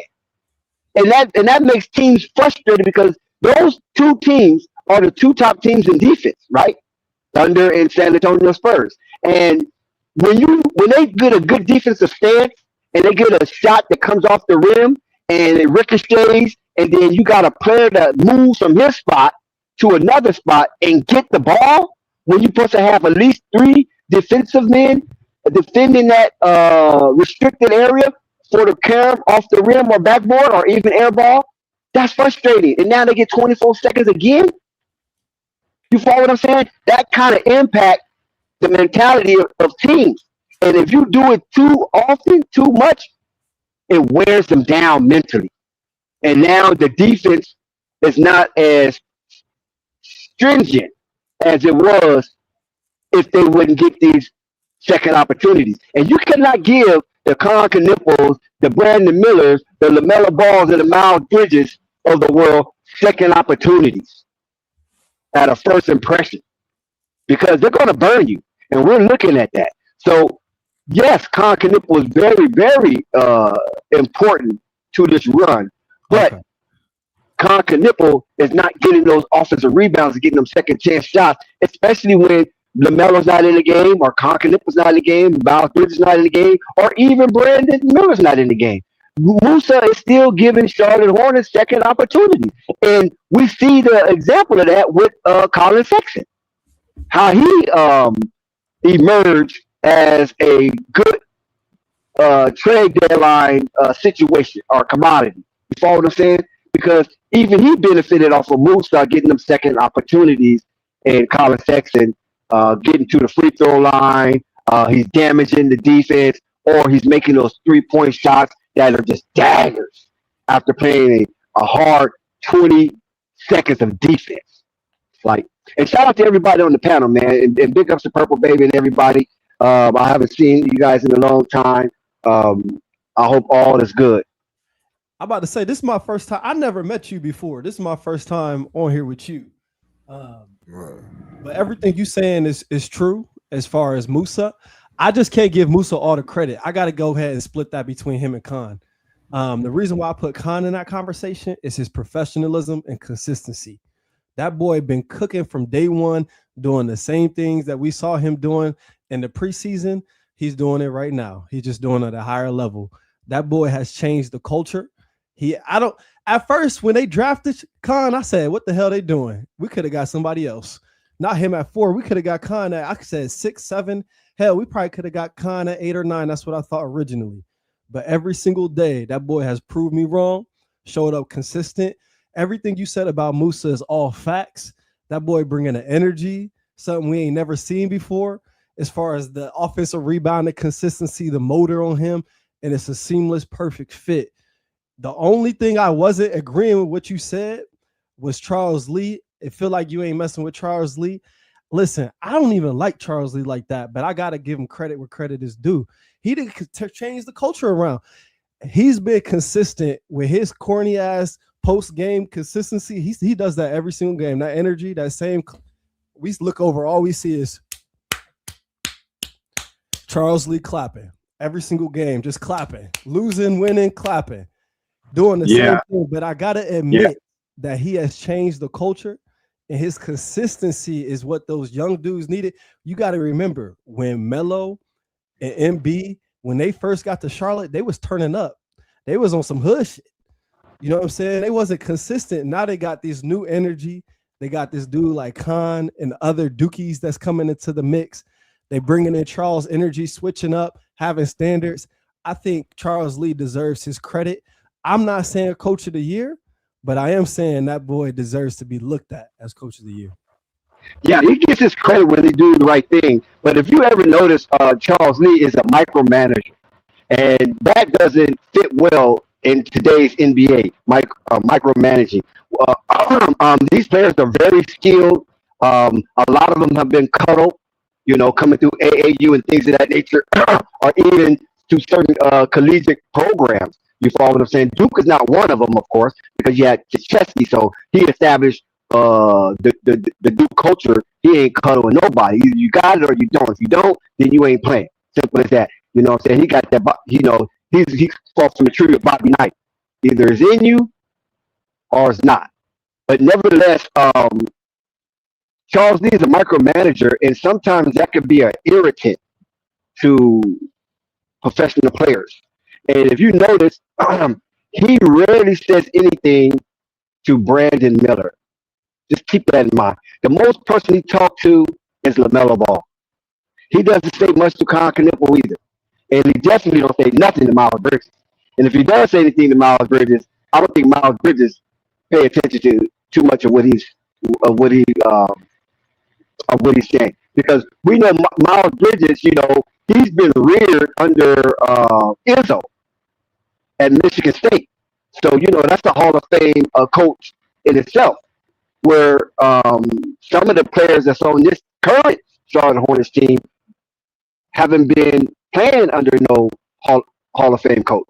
Because even with the Cons and the Dex, what's his name? Dex. James Sean. Real quick. Did you see Lonzo Ball just got traded? No, I've been looking for that. He just got traded just now. You see where? No. They did him dirty. They sent that boy to Utah. Well, Flight said that. Flight, I can't hear you, Flight. You muted. Coming up, man. Shit. Flight, you muted. Flight. Flight is muted. He's talking, but he's muted. We can't hear you, Flight. Can y'all hear Flight? No. Nope. Utah? Man. Utah gonna buy him out. You know how. Well, Flight said he needs to go to Utah, though. Flight said that. Flight called good money on that. That's I crazy. don't know what Utah over there Man, doing. Utah just got better, man. You tripping. I ain't trying to play in Utah, though. I'm not gonna say they didn't get better. I mean, shit, he a professional, shit. I mean, but the team has got better, though. They gonna be good. Flight, we can't hear you, Flight. Somebody would tell Flight we can't hear him. Or somebody put it in the chat. I don't see Flight talking. It's just shit muted. I don't see him talking, though. He might be gone. Damn. Utah? Man, Utah not bad. What you mean they not bad?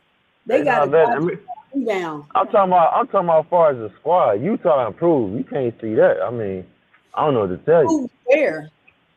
You said what? Improved. Shit, what you mean where? You forgot they got Triple J?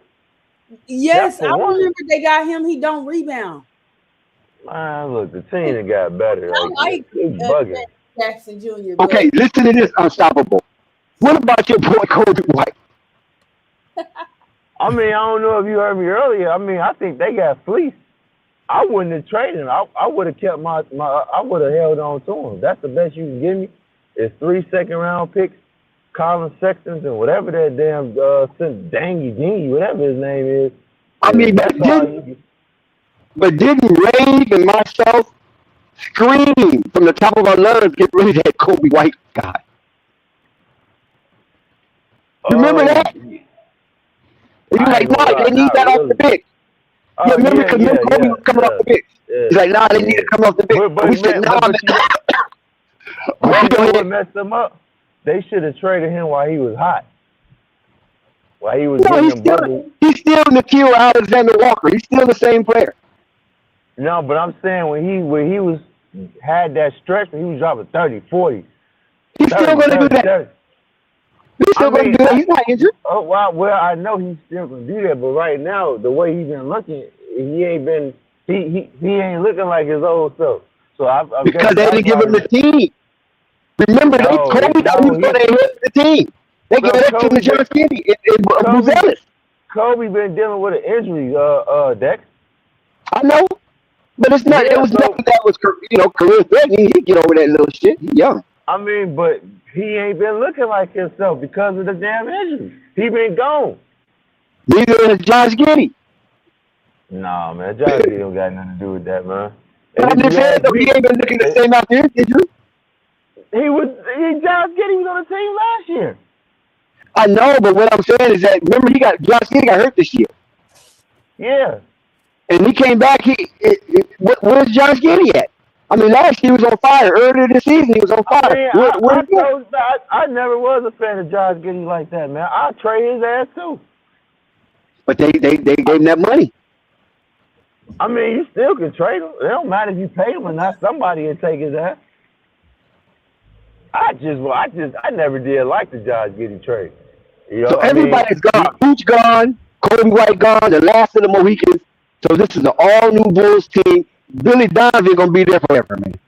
Man, that's the thing. That's the sad part about it.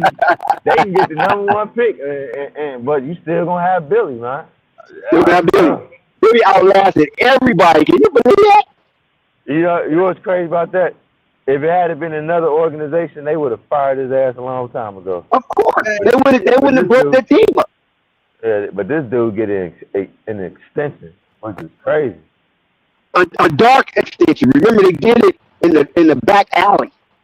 Yeah, I think they did still haven't disclosed. Yeah, they did it twice, and they still haven't disclosed the items in that extension. Yeah, but like I said, Thunder said they about to tank. I come up with that answer when the trade deadline is over with. But if me knowing how the front office is, them motherfuckers they ain't gonna do no proper teardown. So they sent Lonzo to the I didn't see that. I looked it up. I didn't see Lonzo get traded to Jazz. I got an update for y'all though. So yeah, he got traded to Utah, but I'm reading the article. They said that he's supposed to be waived. So see now it came through.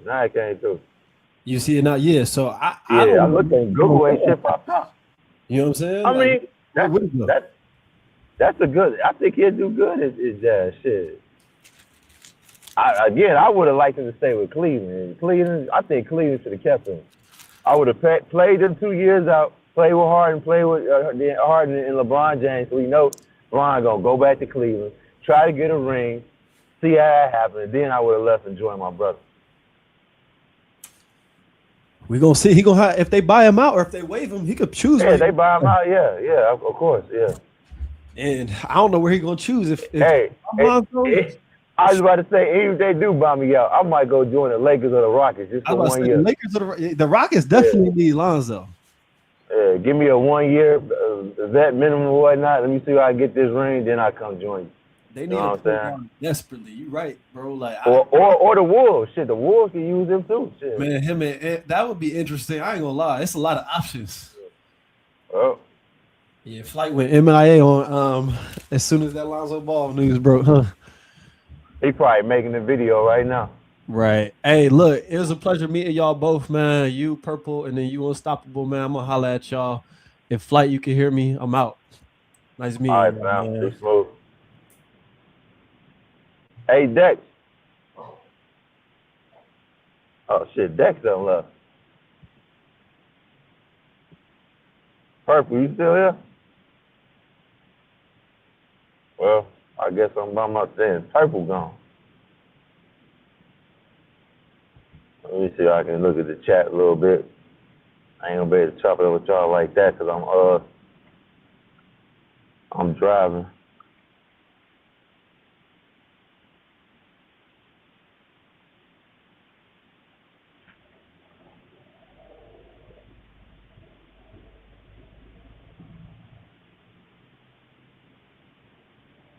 Where you think Lonzo should go, Thunder?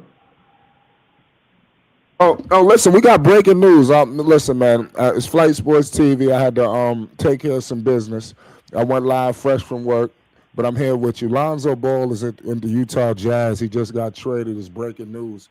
And I said this, y'all. I like Utah, but I mean, he's going into another situation there. But I like what's going on. You know, they got guards there. They got Collier, and they also have Keontae George. They just let go of Walter Clayton Jr. So there's a need there, you know. So I like that fit for Lonzo. He's going to be able to do more. He's going to be required more. Will Hardy is a hell of a coach. I've been following the Jazz. Y'all know what time it is. You know, we've been putting out stuff on Utah.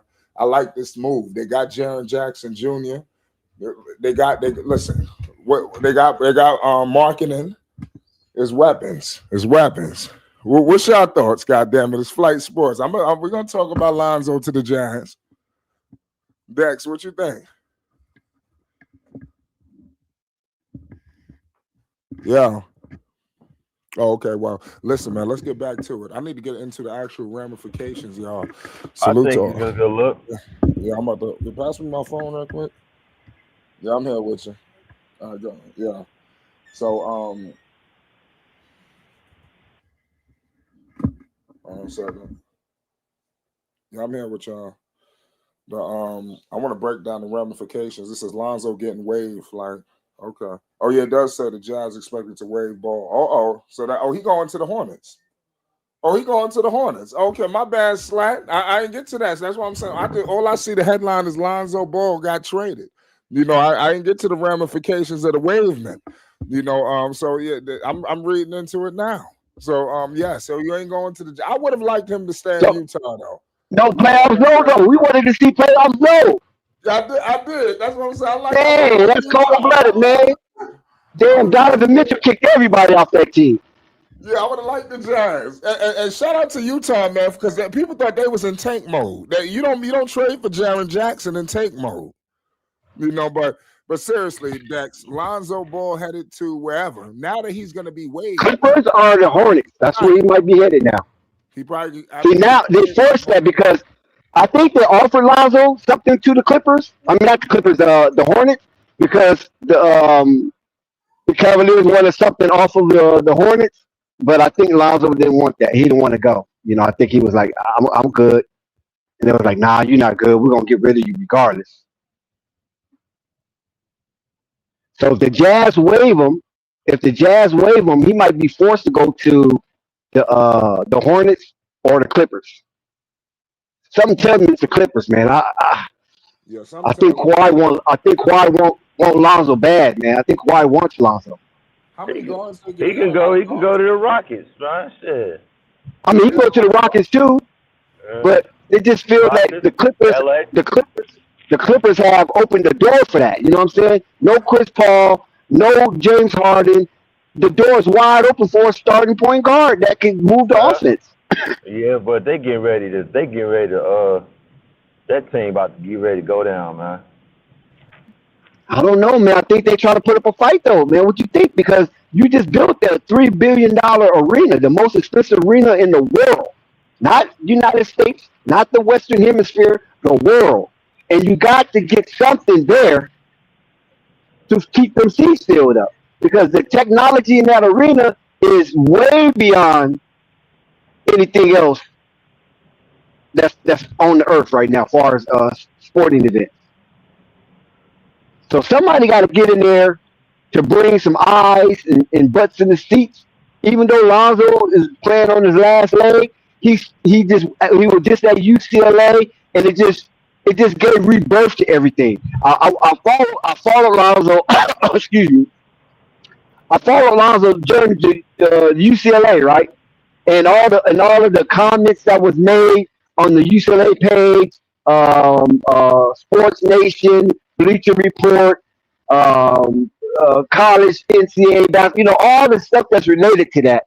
Everybody was revigorized when Lonzo came back to UCLA. You follow what I'm saying? And it just seemed like it's a nest made in heaven for Lonzo to be a Clipper. You follow what I'm saying? Because look at Sean Livingston, right? I don't think the Clippers ever got over the Sean Livingston situation. They had something. He got injured. Wasn't the same. Went to Golden State. He played on half a leg, half a knee, or whatever. But that situation with Deshaun Livingston, I think the Clippers really never got over it. Even though they still had Lob City at one point, it still wasn't Deshaun Livingston that they drafted out of college. What was that? Wisconsin? Didn't he come from Wisconsin? Sean Livingston? But nevertheless, I'm not sure. it just seemed like they want that. And Lonzo is in that mode right now because we have seen Lonzo's not afraid to get a 0 in the stat sheet. He's not afraid. He don't care. Shout out to Marquez. What? Marquez is in the building? What? He's in the chat. Oh my God! What's up with the Bucks? Is the Bucks falling apart? Come on, toxic T. You talking about the one that jumped ship? The one that jumped ship on Nick? Yeah, the one who jumped ship on Nick. And soon he did, the Knicks got good. Like I said, they was. Yeah. Toxic T. Toxic T. All we need now is rain. Hey, look. Hey, Dex. Now look at the Bucks. That's what I'm saying. The Bucks are falling apart. What team you rocking with now, Toxic T? Yeah, he haven't picked yet. He haven't chose yet. He's waiting on the winner. Yeah, but right. Shout out to everybody in the chat. Man. That's what's up.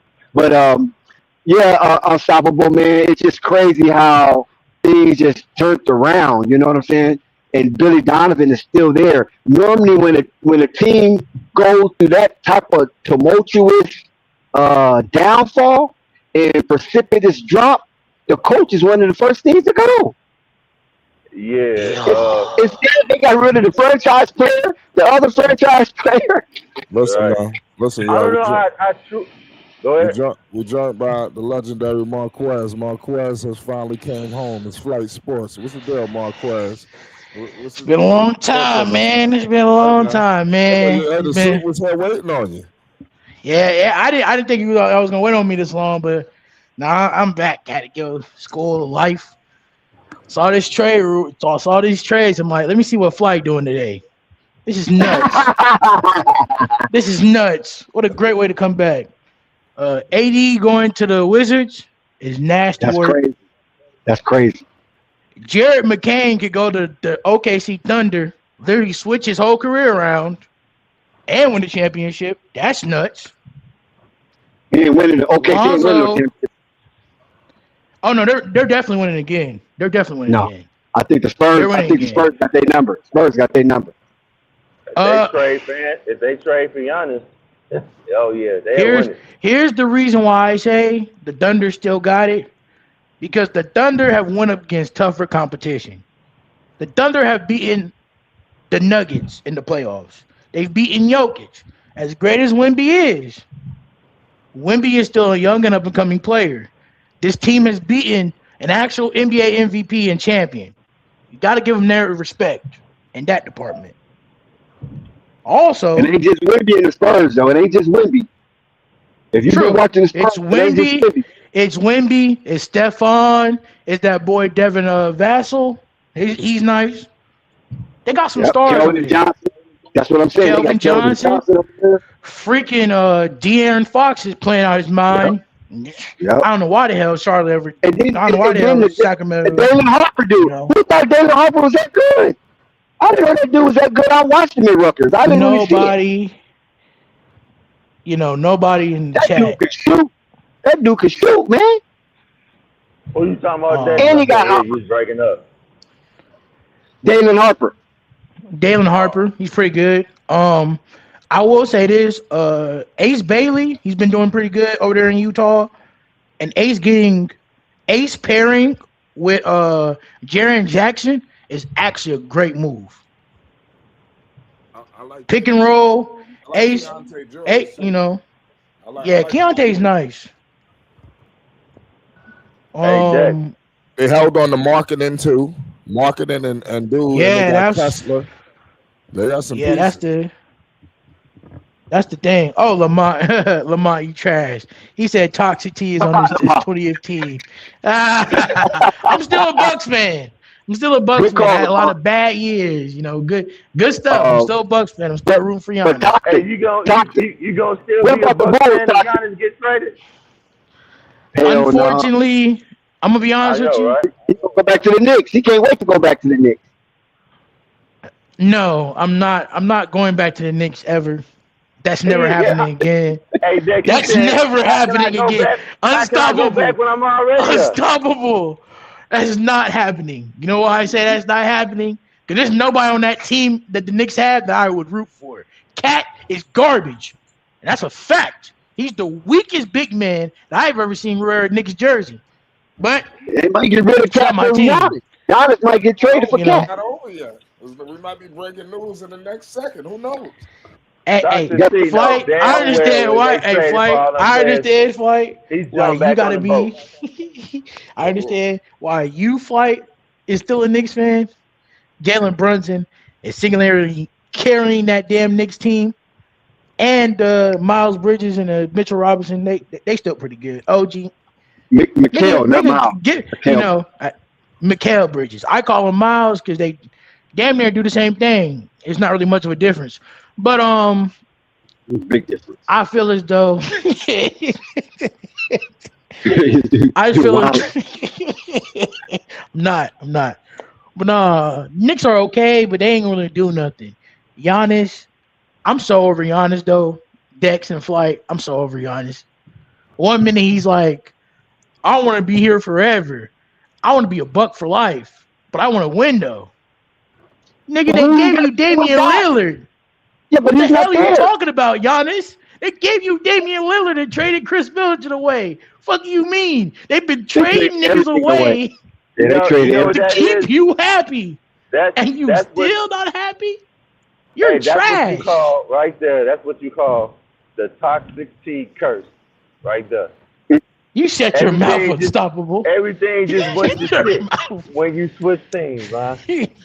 Wow. You see the Knicks got good. The Knicks got good, and then the Bucks got worse. Lamar, you're trash. I actually finished. Who was that other coach? What was his name? He was there for so short. What was the other coach? And then Doc Rivers. Adrian Griffin. It was Adrian Griffin. Adrian Griffin. Why you let Adrian Griffin walk? I never understood. They was 33-13. Then Doc Rivers got me over his head. Adrian Griffin didn't over his head. Yeah, he was in over his head. He was trying to be a Doc, you're trash. Stay as far away from Lamelo Ball. Different coach. I bet he would change you that too. As possible. But the Bucks, I have nothing else to say. What can I say? Gary Trent Jr., he hits more bricks than free throws. I don't know. Kevin Porter Jr. is just sitting over here doing what the hell he wants. Kuzma, retire. Kuzma, retire. There's nothing else for the NBA that has to offer you. Shit, I don't know what Uber you do did after his thing this. against the Bulls, man. She dropped 30 on You that. shut a bottom feeder team that nobody Hey, cares shit. about. What happened to the Bulls, Mark? Toxic T. What happened to the I Bulls, tell man? you What's your what, analysis? I never jump ship on my team though. No. You see, Maybe you Unstoppable. Maybe you should.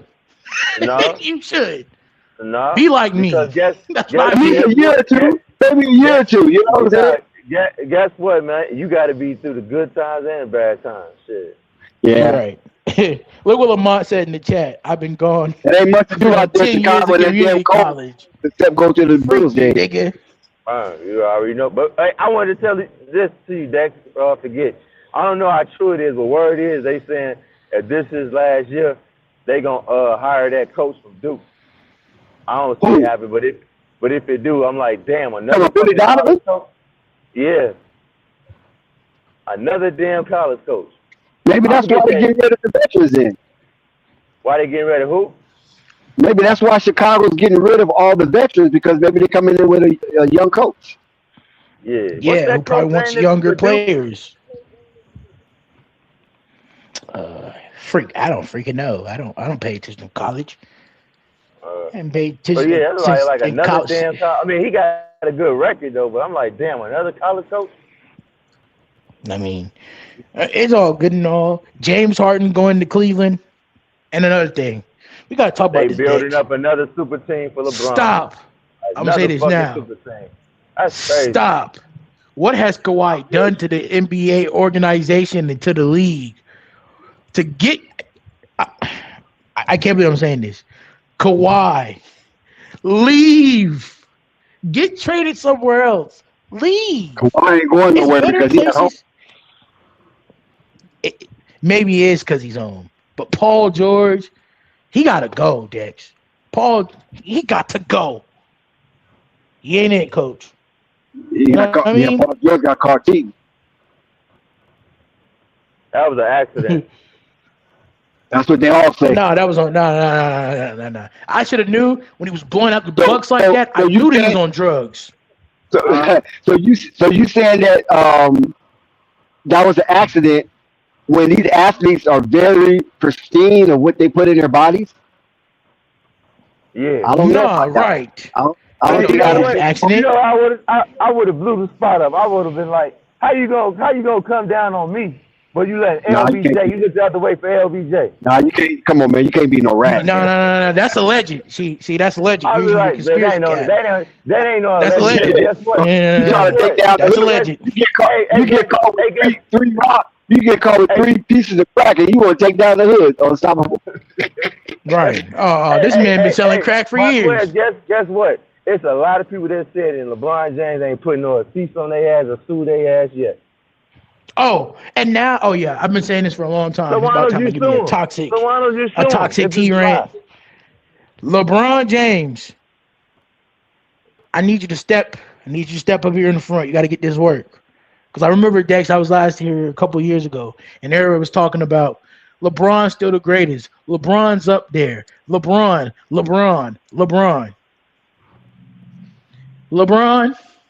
The Lakers finally did it, Dex. They said, LeBron, you either stay and bend the knee and shut up and be a good little boy and get your money, or you go back to Cleveland. We don't need you no more, LeBron. We have Luka Doncic. We got Austin Reeves. I'm not saying they're better, Dex, but they're less of headaches. You know what I mean?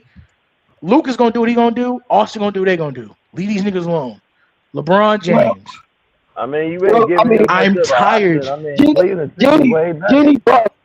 Jenny Buss sold the team, right? So when Jenny Buss sold the team, that's where LeBron leverage was at with the Buss family.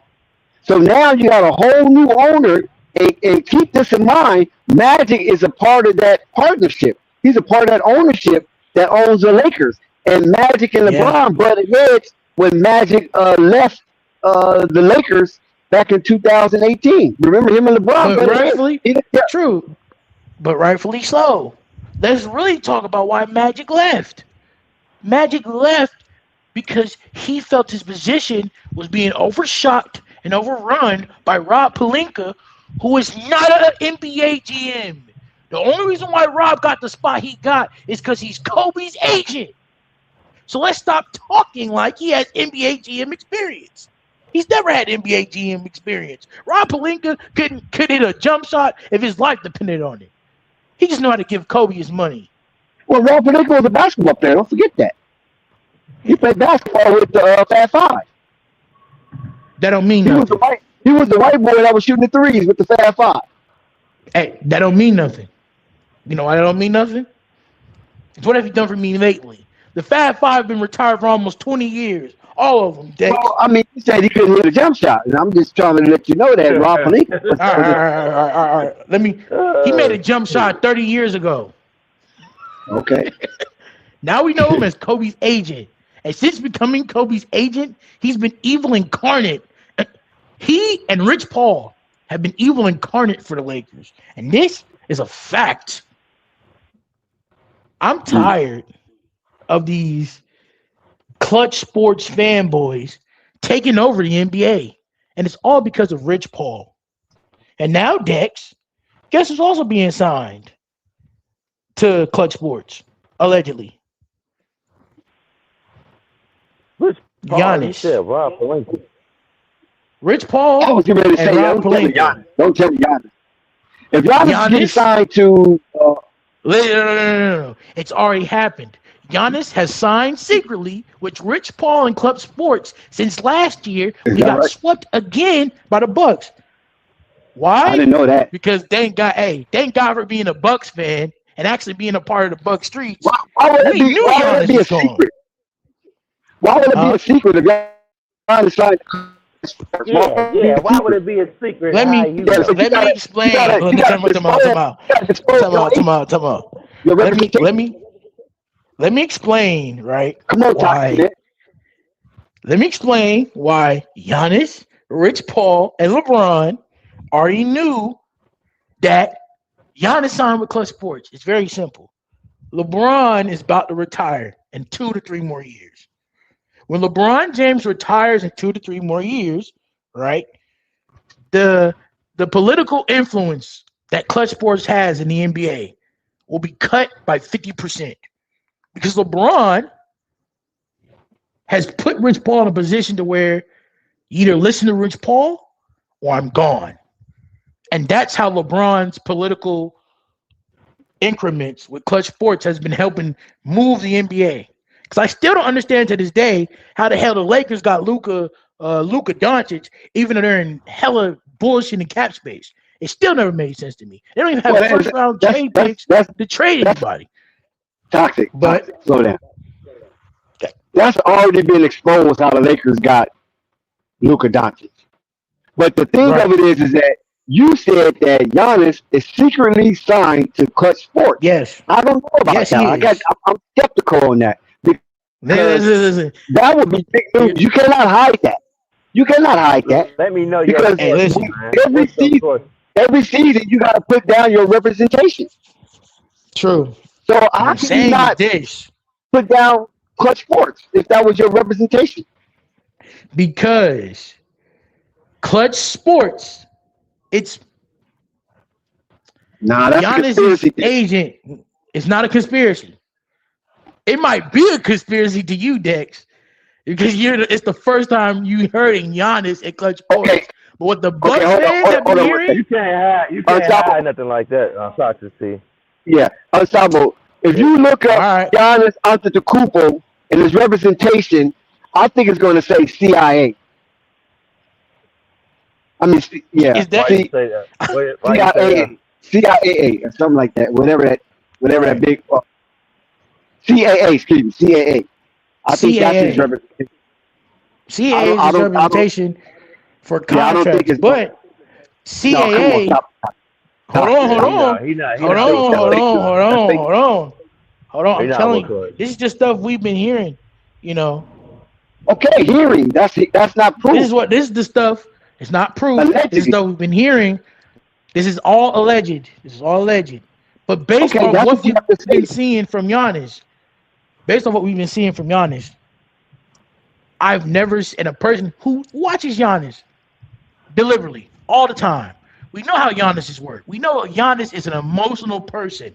He's been emotional since we drafted Giannis. That's a fact. Emotional? And every single What? time, yes, Giannis is an emotional player. He based his decisions of his career based off his emotions. Giannis, Nah, bro, ever you since tripping, winning man. a championship, I'm not tripping, Dex. I'm not tripping, Unstoppable, because you haven't experienced Yeah, you having right. Giannis. You ain't tripping. You You haven't already on the flow, experienced. man. You lucky. You You know lucky. what I I'm don't have saying? access to that music right now. You lucky. Man. Hey, It's called a break hey, today. Cause that music will be played hey, listen, when have you all go the through them breaks you trauma want. sessions. Hey, Cause we're having through a trauma trauma session sessions. right now. The fact that Giannis is over here I'm just talking disagree with you, man. I and don't agree doing with this, that. you don't have to agree with it, Unstoppable, but I'm telling you, I know I don't Giannis is have a to. very emotional player. That's when it comes to his career, it's very emotional. I have proof of this. Ever since winning the championship in 2021 But or you say that 2020, to say depending on what? the area. Okay, toxic. You say that to say what? Have emotional. A lot of NBA players are emotional. So that doesn't look at Kevin Durant. Look Listen, how emotional. listen. But there's a level of emotion that Giannis has made, which is why I'm going back to the LeBron shit. Giannis has put the Bucks in a chokehold to the point where they've ruined and lost all their physical assets they could ever have for their future. I mean, that's what a To franchise has to make do. players, hold on. Don't tell me that, Unstoppable. Don't tell me that, Unstoppable. Because back in the 90s and back in the early 2000s, you had to either draft these players, you trade little bits and pieces here and there, and free agency. Now, these horrible, ungrateful, and disgusting superstars who barely play have so much power that they can destroy your basketball team. Now let's go back to Giannis here, because There's Giannis is only still a one freaking problem. superstar that you can say that barely plays, and that was Kawhi Leonard. All other We're not superstars don't doing have. LeBron James. When the LeBron LeBron James James, played. What do you mean? He played for what? 22 years. What are you talking about? let me finish. LeBron James did play for majority of his 22 years, but ever since load management and that Kawhi Leonard shit, he I has been disagree. single-handedly. No, it's the truth. We talk about Kawhi. We give LeBron Kawhi all his is lumps. okay. Let's Let me give tell you Kawhi. this real quick. Okay, you can't. Okay, listen. You can't have your cake and eat it too. Either LeBron is stat chasing or LeBron is load managing. Which one is it? Because he's not going to stat chase and load manage. Because if he's trying to stat pad and become the greatest player statistically, then you're not going to load manage. So which one is it? Dex. It's very simple why I can answer that question. It's very simple. Dex, if you average 23 points, all right, this is LeBron. So let's say you average 30 in 10 games. Your back is shot. You're completely tired. You don't put up so much stats, Dex. It feel like you don't even have to play certain nights. And you look on your schedule, right, Dex, and you see, I don't know, the Charlotte Hornets. And your back is shot. Would the Lakers tell LeBron to sit his old ass down if his body's shot and he can't go no more for that day? I don't know what you mean by that because LeBron is one of the only players in the world of sports that put so much money into his body that everything that encompasses health, he infuses it. So I mean, I don't know where you're coming from. Yo, can you hear me? Yes. What's up, Unstoppable? Oh, okay, I had got a phone call. I mean, bro, it's What I- like I don't. I mean, you do that for Giannis. I mean, he got you a championship. You know what I'm saying? The team started to go really downhill with when they traded what's that guy name? Drew Holiday. That's when they really fucked up at. And then the ice Drew was on the Holiday cake. for Damian Lillard. Yeah, and the ice was on the cake when Tyson. But look what Drew's doing where he is now at the Trailblazers. This one is really fucked. Look what Drew's doing now at the It's like, man, it's Trailblazers. over with for y'all now. Not a damn thing. What is Drew doing now at the Trailblazers? Nothing. Well, he went over to Boston and won a championship. You didn't say that then. No. Stop that. He went over there and got carried by Jason Tatum and Jalen Brown to a championship. No. See, there you go. You You on the floor again. Wrong. You ain't tripping. I'm You not. on the floor again. Your You on the toxic is floor. spewing out of control. It's not, Dex. It's not. You know why it's not, Dex? Somebody I saw this give nigga Drew Dex Holiday. control of the No. music, man. This Drew is Holiday was You know why? I'm so sick and tired of this Drew Holiday love, and this sick and tired of Drew Holiday and his all caliber defense that he allegedly has, by the way. He has all-time He had it caliber, He had it legendary then. league defense. But now all of a sudden, Jimmy Butler Toxic. is nowhere Toxic. near the fucking level of some of the players that Drew Holiday has defended Toxic. against. Let's And he slow this can't down. stop.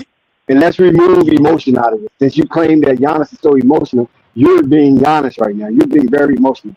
Remove the emotion and let's deal with the facts. Holiday,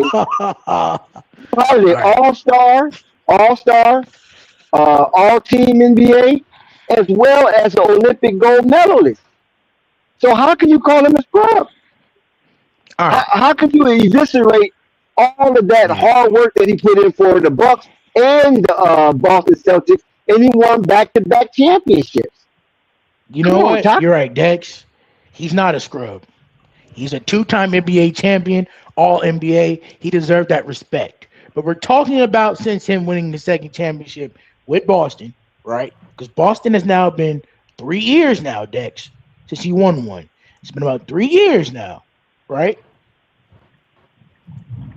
I need to see more of the all-caliber defense that we're talking about. Because my problem with these older players is, Dex, and respectfully, it has to be said, if you won a championship the last 5-6 years, respectfully, that doesn't mean shit.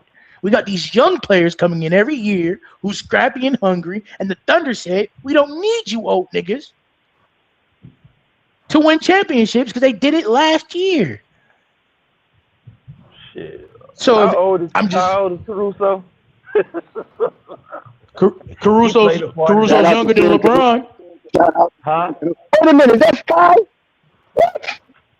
Is that I got Sky? everybody coming back. Oh, Sky man. talking He heard, trash. listen, Sky heard a little bit of news about Lonzo Ball. He come running. I'm talking about with no shoes on. Sky come running out the house in his boxers and his I see. wife beater just to just to shout out his lungs that Lonzo Ball being waived by Utah Jazz. Facts. Sky, you a cold biscuit. Yeah, you know what, Sky? I'm getting sick of Sky. Your Pelicans still trash, bro. Involving Lonzo, he gonna talk his shit. But he really I mean, can't talk his Pelicans. You see how fast he Pelicans ran are to get terrible to the right screen? now.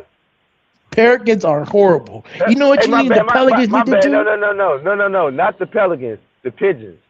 My bad. The Pigeons. There you go. I was gonna call them the Smoothies, nigga, because every time Fat Boy Sion leaves the game after dropping 30, his fat ass get a smoothie afterwards. But that's just me. I don't know if you're fat, but you're skinny, but you play, but you don't play. Toxic and I unstoppable. digress. The New Orleans Pelicans, they have dispersed their team as well. That's not the same team. I mean, that's a whole different team. They got Sears and they got Derek Queen. And Queen. You know what? Speaking of that, I'm fucking pissed off. Chicago passed up on them 2 draft picks. yeah. And they had the picks to get it. That's the crazy part. How stupid can you be? That they called And and said they gonna get unprotected pick. If you just let us get your pick and you passed up on the pick. Yeah. And they traded Vucevic. That's so bad, right? They traded a center and they could have got Queens. They traded Vucevic anyway.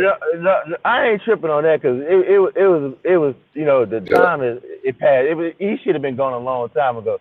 I'm just if you weren't gonna get Derek Queen, this guy you wanted to get, maybe he would have been there. But then again, I ain't too much worried when the team telling you, yo, we gonna give you 2 unprotected draft picks.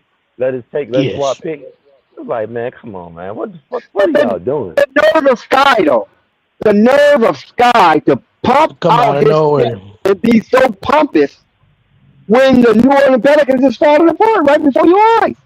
You know he And don't Zion like performance 14 points. Zion scored 14 points. That boy scored 14 points. I will say this though. Even though me and Sky have had our issues, Sky has been hitting a lot lately in terms of I've been watching it behind closed door. He's been hitting a lot lately with his LeBron takes lately. Yeah, I've been seeing Sky on the motor networks with Pelican YouTube channels. We see Sky out here. You know, he valid. But my thing is this though, right, Dex and Unstoppable. What blows me is with the Pelicans, because we always gotta talk about the Pelicans here. Pause. I can't believe I said that in the same The sentence. Forgive pigeons, me. man, the pigeons. The Pigeons, you know. Zion, trade him away. In my opinion, you should have traded Zion away 3 seasons ago when Zion was actually producing in a way that made sense for you to draft him. Now it's if Zion after this last contract, Zion would have to go somewhere. And he'll still be a starter, of course, but I don't see Zion being as consistent as you want him to be. It's I'm not saying give up on Zion, but give up on Zion being a New Orleans Pelican. We done given him 5, 6, 7 years. So who's It's going too to get much the now. Pelicans? Toxic. Who you going to get? If you get rid of Zion, who you going to get the Pelicans to? Who's going to be the face of the Pelicans? Trey Murphy? In my opinion, this is just me. I know he's a young I player. thought I know they he's a traded young. Trey Murphy. I know he's a No, he's guard, still there. but you still it's. Who did the I think Pelicans Queen. just trade? I'm not. Did Pelicans trade somebody today? I think those are just proposals. I don't think they traded Oh, anybody. okay. All right. In Not my nobody opinion, Fears is coming to his own. I don't think Fears will. Fears is might have coming to his traded Hawkins. own, I think just after as they well as traded What position Queen. is Fears?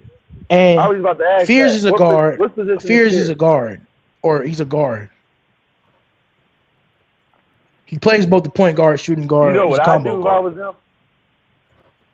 But Queen Queen is the guy to where Queen is like Queen can play. He plays the power forward and the center depending on what situations it gives him to. Queen is a great up and coming young player who, honestly, he's better than Zion now because of the fact that Queen has kept his body more in shape and in healthy than Zion has coming into the league. Just looking at it coming into Oh it. no, bro. You gotta Now forget. You saying too much, man. I ain't gonna let you. I'm not. No, I'm not. Because people forget. No. Zion People is better forget. than Derek Queen right now. No. I'm not saying can't that. let you get I'm that, not bro. saying that. Okay. What I'm saying that What you is saying? Zion's value has dropped because Zion's value, you have to, the best ability is availability. And I'm sorry, if you look at the many games that Derek Queen has played this year compared to the games that Zion has missed, how do you lose weight, Dex, and you're still missing games? I understand if you lost weight I and you were think Queen fat, played every game, but right? you're Queen losing. played like 50-some games. Dog, Queen's played almost 50-something games this year. Yeah, I mean, you can lose weight and get injured. I mean, you know, it's injury. But see, that's the problem. That's the problem. The Pelicans have honestly invested 6-7 years in Zion. James Borrego coaching the Pelicans. If it is, it shows. Yeah, James Borrego, because they fired Willie, right? Willie Green. Right. When Zion on the court, he is their best player. But when you're not on the court, 80% of the time, that's what he needs to be. He out of it. He playing the wrong sport. Would you try to do a straight up swap job for Zion? Hell no. No. That's not enough. No. If I'm the Grizzlies, that's not enough. Hold on. You said from the Grizzlies, that's not enough? Not enough. I mean, Josh Stockton dropped too. So how is that not enough? No. Don't compare Josh Stock to Zion Stock. Those are two completely different stocks. It don't matter. His stock still dropped though, whether you like it or not. Yeah, but I think if you put them one by one, I think Zion is worth more. I think Zion brings more value to a team than Ja Morant. How do you bring more value if you're never? I'm about to say explain because he hurt. If you help, but Ja's hurt too. But if Zion is healthy and Ja is healthy, I'm taking Zion. That's I'm me. sorry, I'm taking Ja, and that's just me. I say it all can't depends, but it sit all here. depends what Listen, what your. Go ahead. I can't sit here and give it to somebody. No shade to Zion, but dog, we've been asking from growth and evolution from you for 7 years. But you And just even said though that he's people hurt. hold He's on, hurt, right? What you say? he's hurt, yes. But even we're gonna stop acting like even though these players are hurt, once they're healthy at Dex, as your job as an NBA player is to develop your skills almost at all times. Your skills must evolve in this game, or the game will pass you by. We've seen Yeah, this. but hold on now. Zion is a different species. Now don't forget now. Zion is a different species. Zion had a skill that was unstoppable. It was like a Kareem skyhook. You follow what I'm saying? Kareem never developed a jump shot. Kareem never Stop! Don't developed compare. a Don't do that, European. Dex. I'm just saying Dex, though. I will leave You right got now. Don't hold compare on. Zion to Kareem Okay, but Skyhook. listen. That is disrespectful. I'm no. I'm basing it on principle. When you got a deadly weapon that's unstoppable, then uh, no pun intended, unstoppable. But you could play on that for your whole career. That's what all I'm True. saying. Zion had a skill that nobody could stop. Still today, nobody could stop. Ask Wimbenyama. True. He can jump out the gym With force. It's with different. with With force. force. But you know what? There's other niggas in the gym who can jump out the thing. And as Yeah, great but as they ain't Zion come with that is, force. They ain't come with that force. They ain't come with that force. They not. That's Charles Barkley force. That's Shaquille O'Neal oh force. my God, All of them Dex, niggas. stop it. That's Karl Charles and Malone force. Shaquille. All right, you're losing me Yeah, they now. I feel like you because just name dropping legends to make no, because Zion's I'm value dealing mean with more. force. You don't see that often. That kind of force often. If you go down through the annals of the NBA, the 77 years or 78 years the NBA been in existence with the merger, of course, Yes, you yes, don't get that kind of force. Only rare you get that kind of force, and you can count it on both hands. How many players come into the yes, league with that kind of force? The Dominique Wilkins. You follow what I'm saying? yes. There are And guys who Zion is have one of those. transited the game with their athleticism. Yes. Is he one of those guys that have transcended the game with his athleticism? Yes. But But the you cannot problem is stop Zion. this. Zion, listen, Zion is a slot machine, right? He only can go one way. He's a slot machine, right? He's a one-armed bandit.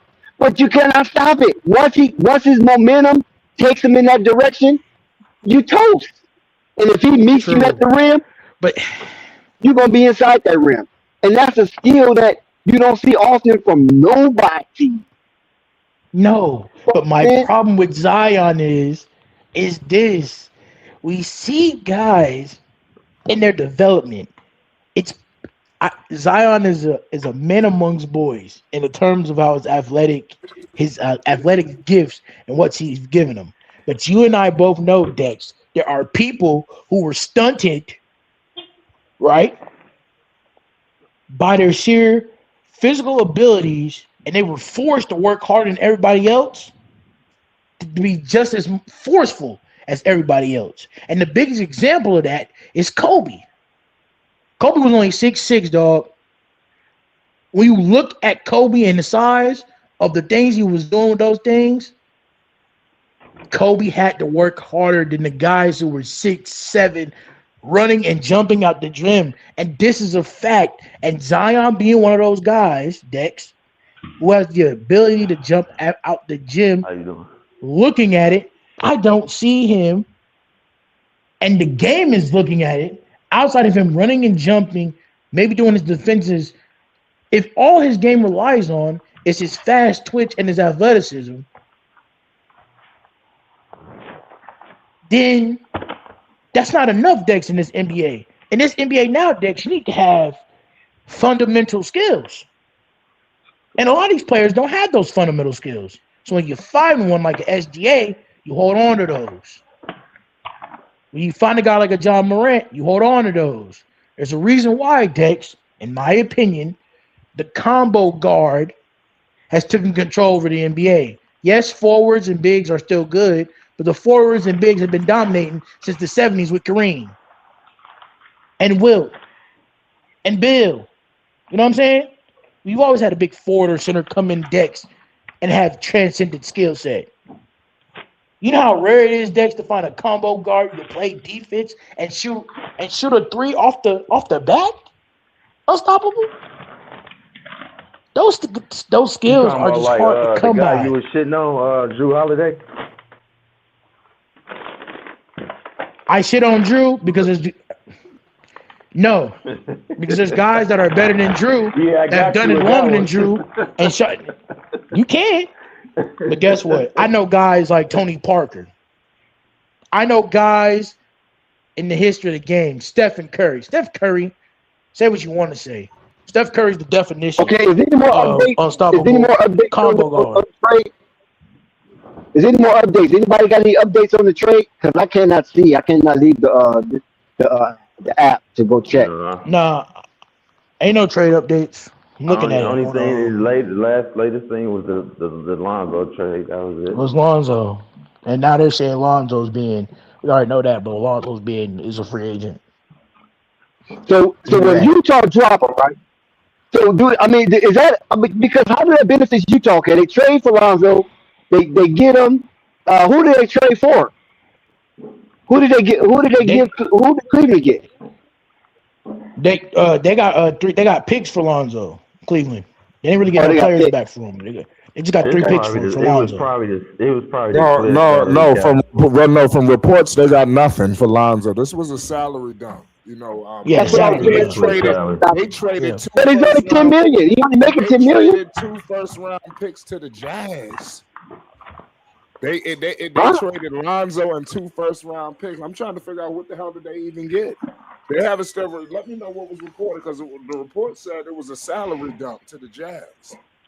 Because my report said he was traded for 2 first-round picks. He didn't get traded for 2 first-round picks. Flight. Yeah. Lonzo's only making 10 million a year. So what kind of salary dump is that? That's not even worth trading Lonzo for. They was probably over the cap, man. Because they remember they just got James Harden. So, yeah, and James got like 56 million. Under the tax, yeah. Yeah. 10 million? Those guys. I mean, thank you, 10 million. Here's to send them out with 2 picks. It had to be 10. Here's what I would love to see, and I think this is possible for Lonzo Ball to do. I just think this is more realistic to do. That's crazy. Like, how in the hell my you wait? opinion, because they don't need Alonzo in a sense to where they got guards who can play that can defend and can shoot. Oh, hold on one second. Hold on one second, Taco. Hey, Flight, I answered your text, so go ahead and send that to me, man, because we got to get this thing going. You follow what I'm saying? I'm going to get it to you. So send me, so answer that text. Yeah. So, okay, go ahead, Taco. Lonzo is, as great as Lonzo is, where Lonzo is at his career now, unstoppable, and Dex, and just correct me if I'm wrong, Lonzo is a perfect piece on a young team who's scrappy enough to fight for a playoff. He was just with the Bulls, if that's the case. But the Bulls gave up on him. True. If that's true. No, don't say that, Dex. Listen. It was, right? Didn't they go to the play? But listen, Dex, you and I, Dex, you know, and I know, Dex, that there are bad teams will always make bad decisions no matter what. Oh my God! You know, and that's not. Hold on before you get into that toxic. Hold on. Let's address the elephant in the room. What do you mean the Bulls gave up on Lonzo? Because I'm going by what Toxic. I'm going by what Toxic said, right? Toxic said that Lonzo fit best with a young group, and he's being like a mentor and things of that nature. That's striving, to get better or even make the postseason. I'm saying he was that with the Bulls last season. That's exactly what he was. And the Bulls make the play-in, and then Lonzo gone. So who gave up on who? I don't think they gave up on him, man. They traded for Curl, right? They did. But Okay, you know, that's giving up. They punted his ass. If anything, I think maybe they was like, we see where we at right now, and and we want you to be someplace where you Don't can win a don't chip. apologize for the Bulls. Don't apologize No, for the I ain't Bulls. apologize. I'm just saying They that, that's punted his what. ass. huh? It was third down and they punted. They didn't wait for fourth down. They punted third Nah, down. man. The best thing was to get Lonzo out of there, man. See, Don't waste his best years for a team, for an but organization. Dex, I Don't could know if they're argue. coming or going. But Dex, I could argue unstoppable. It's nothing that you unstoppable. You gave him 3 years when he was injured, trying to fight to come back for you. You giving him 3 years to the point where other teams weren't even doing that. So you got to give Unstoppable Bulls team credit for that. When they see, oh, Of well, course. he's back. He's here. He's still doing great things for us. But I feel like they feel like their window with Lonzo passed because half of when they had DeMar and they had Zach and they was doing something to make the playoffs, when they had stars to do it, Lonzo was here. And that's nothing against him. It's just he was injuries. Well, okay, Injuries is wait a minute. normal parts of those games. You can't talk out of both sides of your mouth, Toxic. One minute you say What do you he mean? deserved to be. Hold on, listen. One minute you say he deserved to be with young core group and helping them along and things of that nature, and then you say, oh no, he needs to be with veterans that's going to win Let and me, is going to be in the playoffs. Dex, Which let one me is it? finish. My point still stand. I made another point just responding to you as terms of, oh, well, if the Bulls were so wanted Lonzo to be here so much, then why they trade him away? And I'm just saying, I'm just trying to give you another look into what they were possibly thinking at the time when they traded Lonzo away. Because let's Josh be, Giddey, that's as simple as that. Josh Giddey was the reason why Alonso got traded. True. What? Josh Giddey's, How you figure that, Dex? Because Josh Giddey's a tall guard, he's younger, he's pass first, and he's more mobile. He might not be as good as Alonso defense. Yeah, but Josh Giddey's younger and he's healthier. Okay, Giddey so got a good. Giddey got a good first step. You couldn't play positionless basketball with both of them. Some days Lonzo You could. play the I one mean, or the two. you know what I'm saying? I'm only going by the results. I'm not hypothesizing. I'm just going by the There results. we go. And Right? that's and now The jury has rendered a decision. Lonzo's not there anymore. Josh Giddey is. Coby White's not there anymore. Matt Boozer is. You know, I'm gonna be honest with you. Hopefully, Josh Giddey be on his way out next too. I mean, I think I ain't feeling him at all. you know, hopefully, Sermons take his position. I like what's his name? Sermons. You can check your phone, Dex. Okay. He'll be better off the point guard than Josh Giddey garbage ass. Cause what he a 6'5", I think 6'3" point guard with a 6'10" wingspan. I'll take that. That can shoot the three. I'll take that. You can go ahead and trade Josh Giddey ass somewhere. You know, I'm gonna be honest with you. You know, unstoppable, and this is what I'm saying because I think Lonzo. In a perfect world, I think Lonzo now is at a point in his career. He's like, I done tried everything else. I done tried to mentor everybody else. I done tried to give people all my all. You know what I'm saying? And yet, for some reason, I'm always traded somewhere, and it sucks because every place he's been to, unstoppable, he's approved. Every weakness that you thought was a part of Lonzo's game, at one point or the other, for a minimum or even a strong standing of time, he's improved those weaknesses. From all the way from the Pelicans to the Bulls, even to the Cavs for the little time he's been there with them, you know, to now. In my opinion, Lonzo, you're a free agent, dog. Go play with your brother, man. I'm saying, I'm being honest with you. If he don't do it now, then it'll never happen.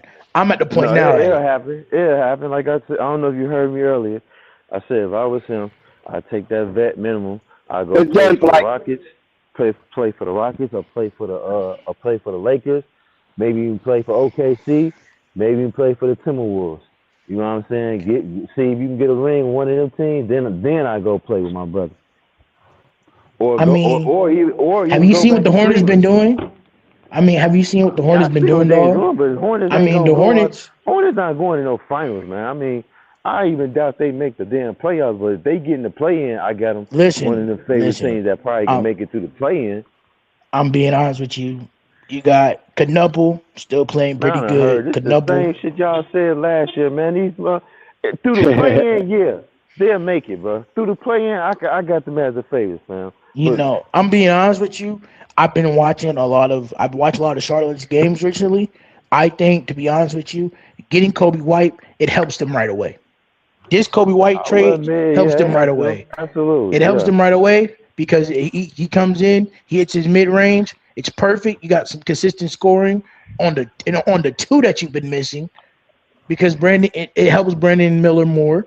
And in my opinion, that just helps you more in terms of Coby White getting is a myopic player. Don't forget that. Man? They need to get He's rid coming of in. Kobe's coming in to be a scoring. Kobe's coming to get his bag. That's his thing. He's not setting up nobody. He's not looking to pass unless it's an emergency or a double team or it's just a tragedy happens. But if the offense break down, Coby can get you a bag. Now, Colin Sexton was similar to that, but Colin Sexton was maybe not as fast as Coby, but Colin Sexton is stronger than Coby. Now, there ain't nothing similar about Colin Sexton and Coby White, Deck. Stop it. In my opinion, Colin Sexton is coming to get. He's just coming to get the bag. How many assists Colin Sexton averaging? About 3. Coby White's probably averaging about 2. You follow what I'm saying? Now, one thing about Colin Sexton, he's going to bring some grit. They don't call him Young Bull for nothing. Now they call him Bull, but they don't call him that for nothing.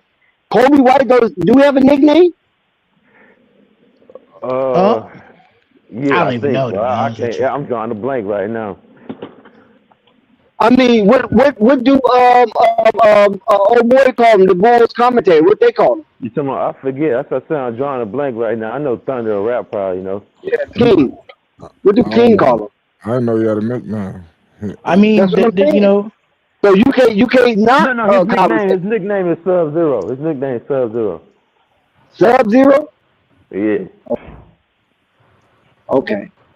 I could be tripping though, but I remember seeing Sub-Zero. Or maybe that's his nickname. That's what King said? King say that? Huh? King. Stacey King. Stacey? No, I just think that's his nickname. Then college or something like that went around with him. But like I said, I could be tripping. I'm drawing a blank right now. But I remember seeing something with him with Sub-Zero. I know that for a fact. But no, like I'm saying though, what the they Hornets, saying in the chat. I know one of them saying it in the chat. What they saying in the chat? Let's see. The chat is going off. I see people chat's talking about first we was talking about looked like they was talking about what's the boy named Giddy a couple minutes ago, and now they're talking about Coby now. They brought him up. What they saying about Giddy? They agreeing with that he trash. Yeah, Lamar said in the chat that Giddy essentially. Will for real said Zoe signing with the Hornets tomorrow. What? I'm telling you. I'm saying this right now. The Hornets and the Clippers. Those are the only 2 teams I see that's open for Zoe. Because guess what? It's either he goes play with his brother. I mean, if you want to play with his brother, then yeah. But if I was him, man, shit, Rockets, Lakers, Timberwolves. I don't think the Lakers want him. Even the Clippers, like you said. I don't think the Lakers even want him. Lakers need a point guard off the bench, man. The Lakers can need all the help they can fucking get. Lakers is garbage. That's any team though. No, the Lakers ain't garbage. Stop that. Man, now you speak a lot of emotion. All right, hey Dex, you gotta play music for him now. Go look. They still got LeBron. Go look what seed they are before you say that. Man, they garbage. Lakers are. And then the West. He's just saying that. That's help from the refs. He's just talking. You get help from the refs. Now you talking like Sky. You talking like Sky now. Yeah. That's the we can't have LeBron James going out like this, man. We gotta throw him a bone. But what I was saying though, the Lakers got their ass whooped by the motherfucking Hornets, man. They garbage. But But the Hornets, right? The Hornets have been on a 7-game win streak. To get Coby now, that's going to help them in terms of more offensive production. But the thing I like is they Definitely. got Mike Conley, who say what you want They about probably gonna Mike. waive him Toxic.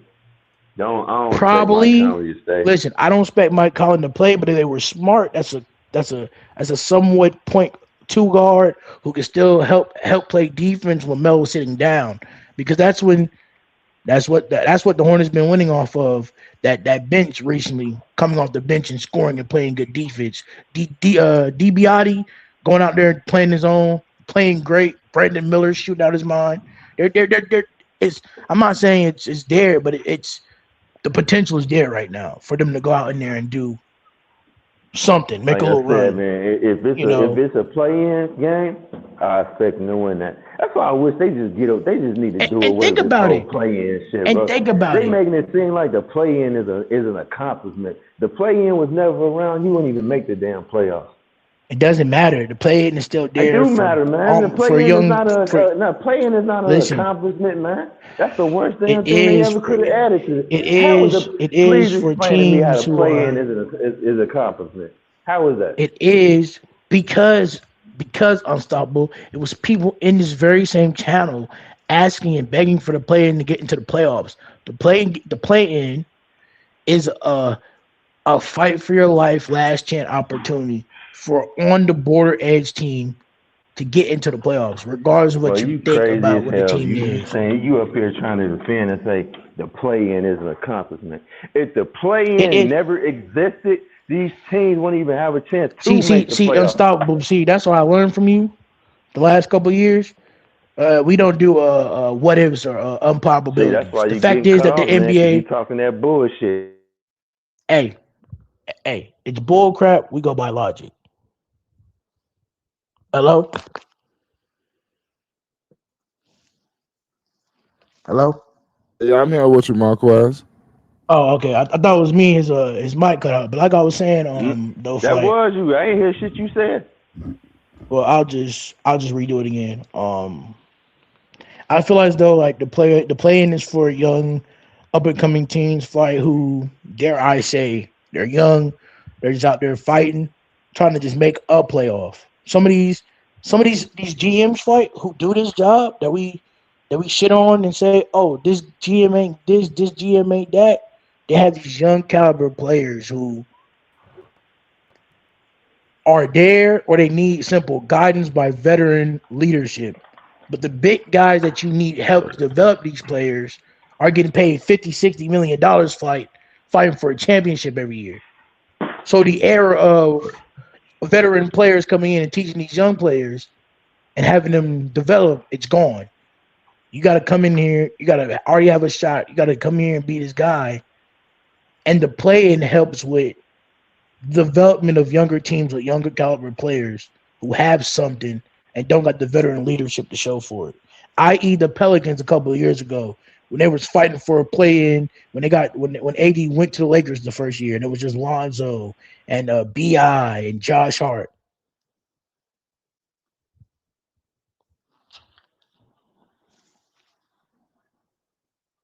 Hey, my mic. Hold on.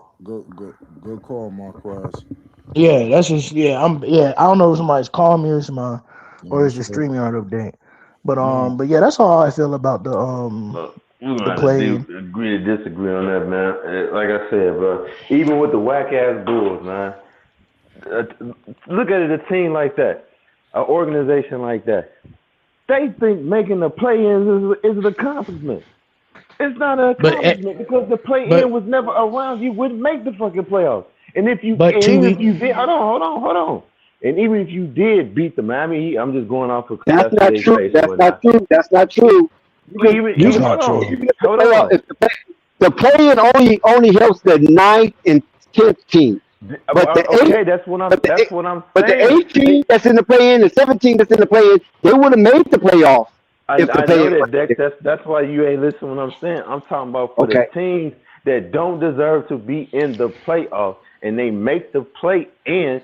These teams thinking that's accomplishment. And organization. That's what I was saying. The Bulls, the weak ass Bulls, this organization thinks making a play-in is an accomplishment. But Nigga, if the play, I'm about to tell you, but if the play-in was never here, you wouldn't even have enough wins to get into the playoffs, bro, to get that seeding. Only the 9th and 15th. Say that though. Say that. You have to put emphasis on the 9th and 10th seed. Right. So nobody will be thinking the 7th and 8th seed. No, I'm not talking about that. I'm talking about what you just said. That's why I said I just wish they just do away with the whole play-in altogether. Nah. Play-in and in-season tournament, no, those are exciting things. Because y'all really like that shit. Because it brings more participation from the fan base. Instead of you seeing your season dead and gone and not watching the playoffs or the play-in, it brings a extra level of excitement just to see if your team can advance by giving a second chance. So not only is it good for the team, it's good for the players because the players make extra money for that. You know, if you get into the extended season, your paycheck increases. So I do like that. Also, too, Dex, you're talking from unstoppable. You're talking from a place to where we're talking about the Chicago Bulls here. They were at one point, Dex and the Flight, one of the most beloved and storied franchises in the NBA. Now compare that to a team. There still are. Now compare that to a team like the Charlotte Hornets. Compare to a team like you can't. Compare that to the Atlanta. You can't. I still would say that wasn't an accomplishment. You can't compare that. You can't compare that to the Atlanta Hawks. You were 10th. That's what I'm saying. You were 10th. Do you see? You know what I'm saying? Do you see why I'm saying? But you see what I'm saying, Dex? Why? As a Bulls fan, right? As a Bulls fan that you are, right? It has to give you some type of satisfaction when they scrap towards the end of the season, and I think they won like 7 out of 11 games, and that's how they got into the play-in. And they scrapped their way in, they got into the play-in situation. That has to be some kind of satisfaction just to see your team fight and not give up and just throw in the towel and get ready for Cancun. None at all, because if the play-in wasn't there, they wouldn't have had an opportunity to be again one win away from making the playoffs. None at all. But they're here now. The play-in is in now. The play-in is in now. Okay. What are you talking about? Look at the Miami Heat, right? The Miami Heat was their 8th seed when they went to the or the 9th seed. So. Yeah, that was 8th, to the finals. Yeah, they went all the way to the finals. You don't think that was status? That was the status. You talking about the year they had Jimmy Butler? You talking about? Yes. You talking about this? Hold on. When they went on that run. Are you talking about the bubble? No, not the bubble. No, I'm talking about the year they played Boston. I mean, not Boston. Excuse me, Denver. They beat Boston. Remember they played Denver? Denver beat them. That was the year. That was the same year where Jimmy Butler played out his mind and knocked Giannis out in the first round. That's that very same year, and they were a play-in team. They were the 9th seed, and they fought into the play-in to beat. That was a play-in team that made it to the finals. So you wouldn't be thrilled? It wouldn't give you a level of satisfaction if your team did that? No. I mean, just winning those games. I mean, come on, man. I don't believe that unstoppable.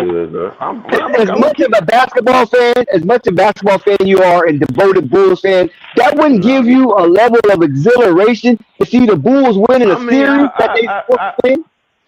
Okay, yeah. I mean, if the Bulls deal with Miami Heat, okay, yeah, that's good. But I would still got to be real and be like, yeah, they need to do away with the play-in, man. I gotta be real on both sides. I can't be biased. Okay, I would still feel they need to do away with the play-in. Okay, respect. I just humbly disagree. I respectfully I disagree, dog. That's what makes us different. We don't gotta agree there. I'm just saying. Mm-hmm. I just can't say, well, I think they should do away with it. And then you say, well, if the Bulls made it, you know what? Yeah, they should keep it. No, I'm gonna keep it trail. Like, no.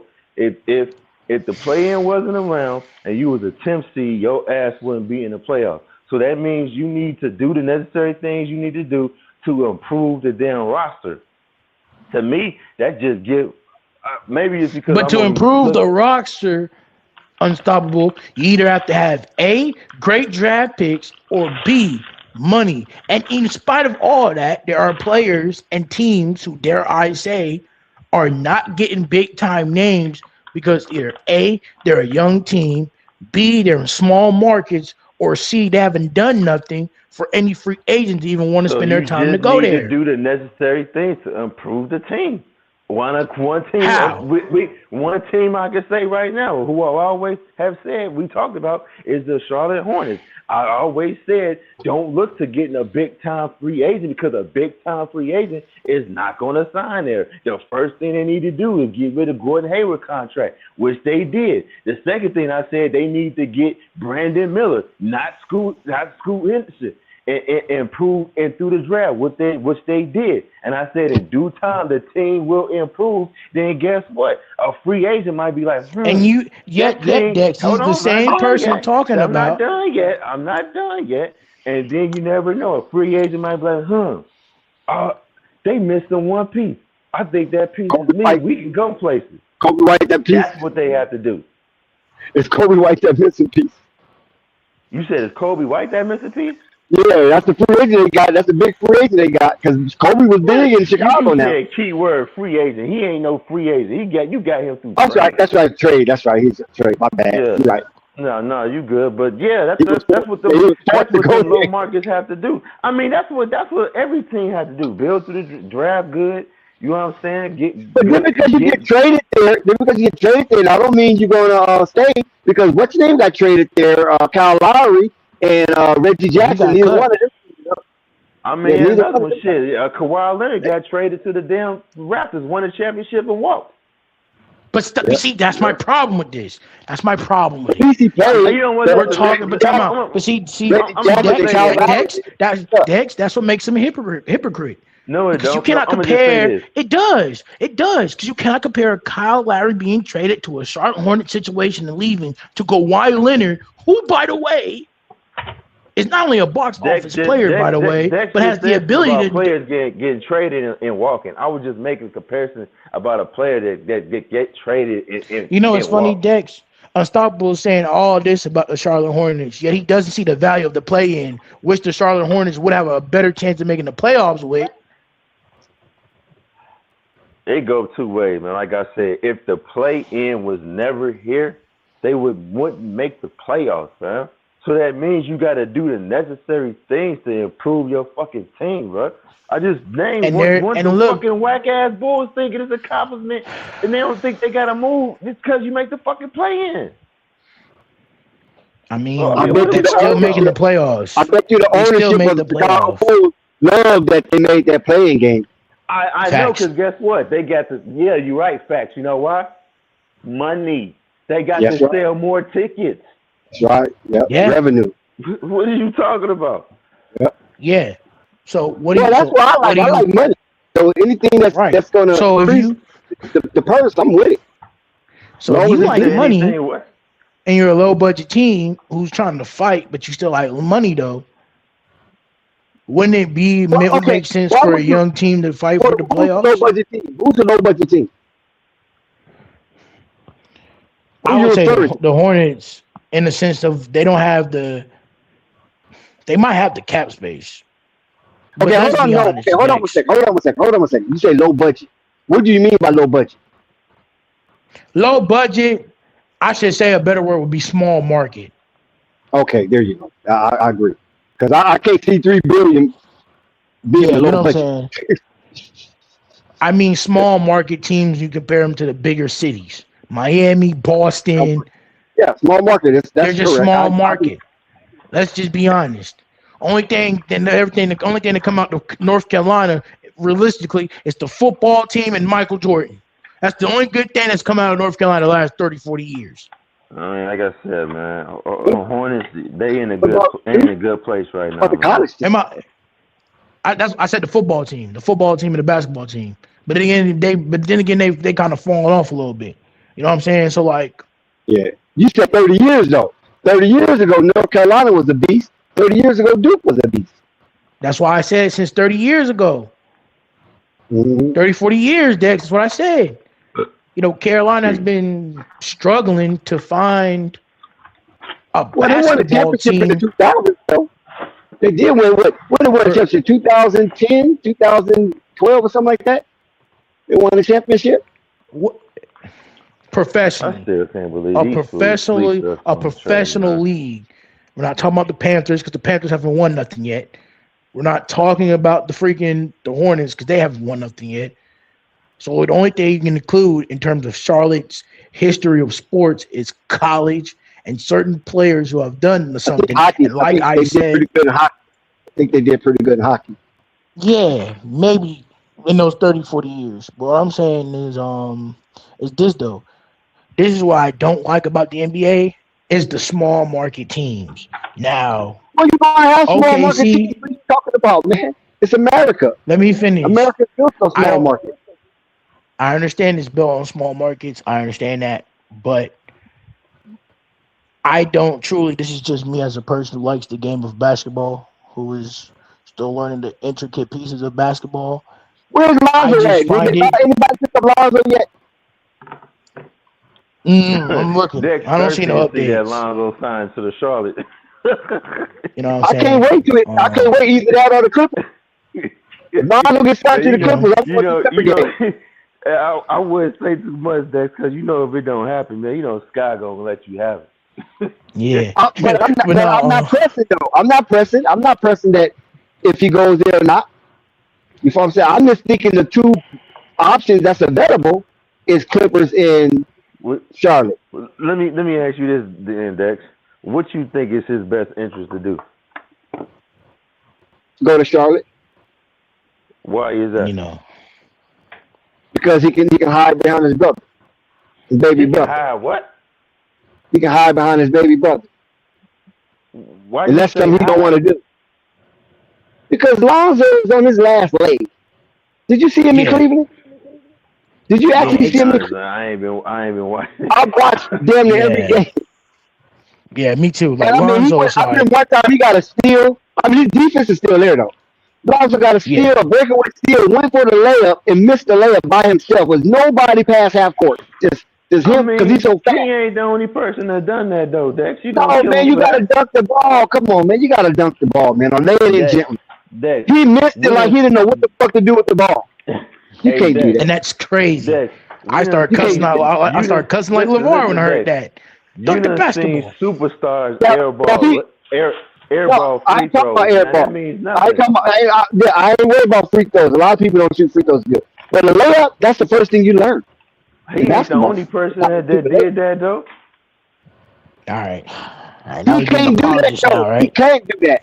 I mean, Not at why this. he He can't? can't Why everybody else because his can do it, but he mistakes. can't? Because his mistakes are minimal right now. He can't afford. He can't To make afford I any, give you that. any bad narratives. I give you that. I understand on that note. So that's why he just should have dunked the ball. I don't know what the hell he thought. When I saw that, I was like, "What is?" It's like somebody just snatched his brain out of it. Like, in my, you know what I'm saying? You should have saw Kenny Atkinson. Kenny Atkinson was like, "What the fuck? What the hell was that?" You know, I'm just like this now. Like Lonzo, I'm gonna be honest with you. At this point in his career, it's either he go play with his brother now, like I was saying, Dex, or he doesn't play with him at all. His Yeah, I mean, defense, go and play with Lamelo. You know Why what I'm not? saying? I'm going. you know what I'm saying? going to a His championship defense is caliber still. team. Just see Nah. if I can get me a ring. Because, yeah, He yeah, won't but play listen, with a championship caliber And team. then- That's the point. hold on, and hold then- on 1 second. I joined my baby brother. He got to up his stock again.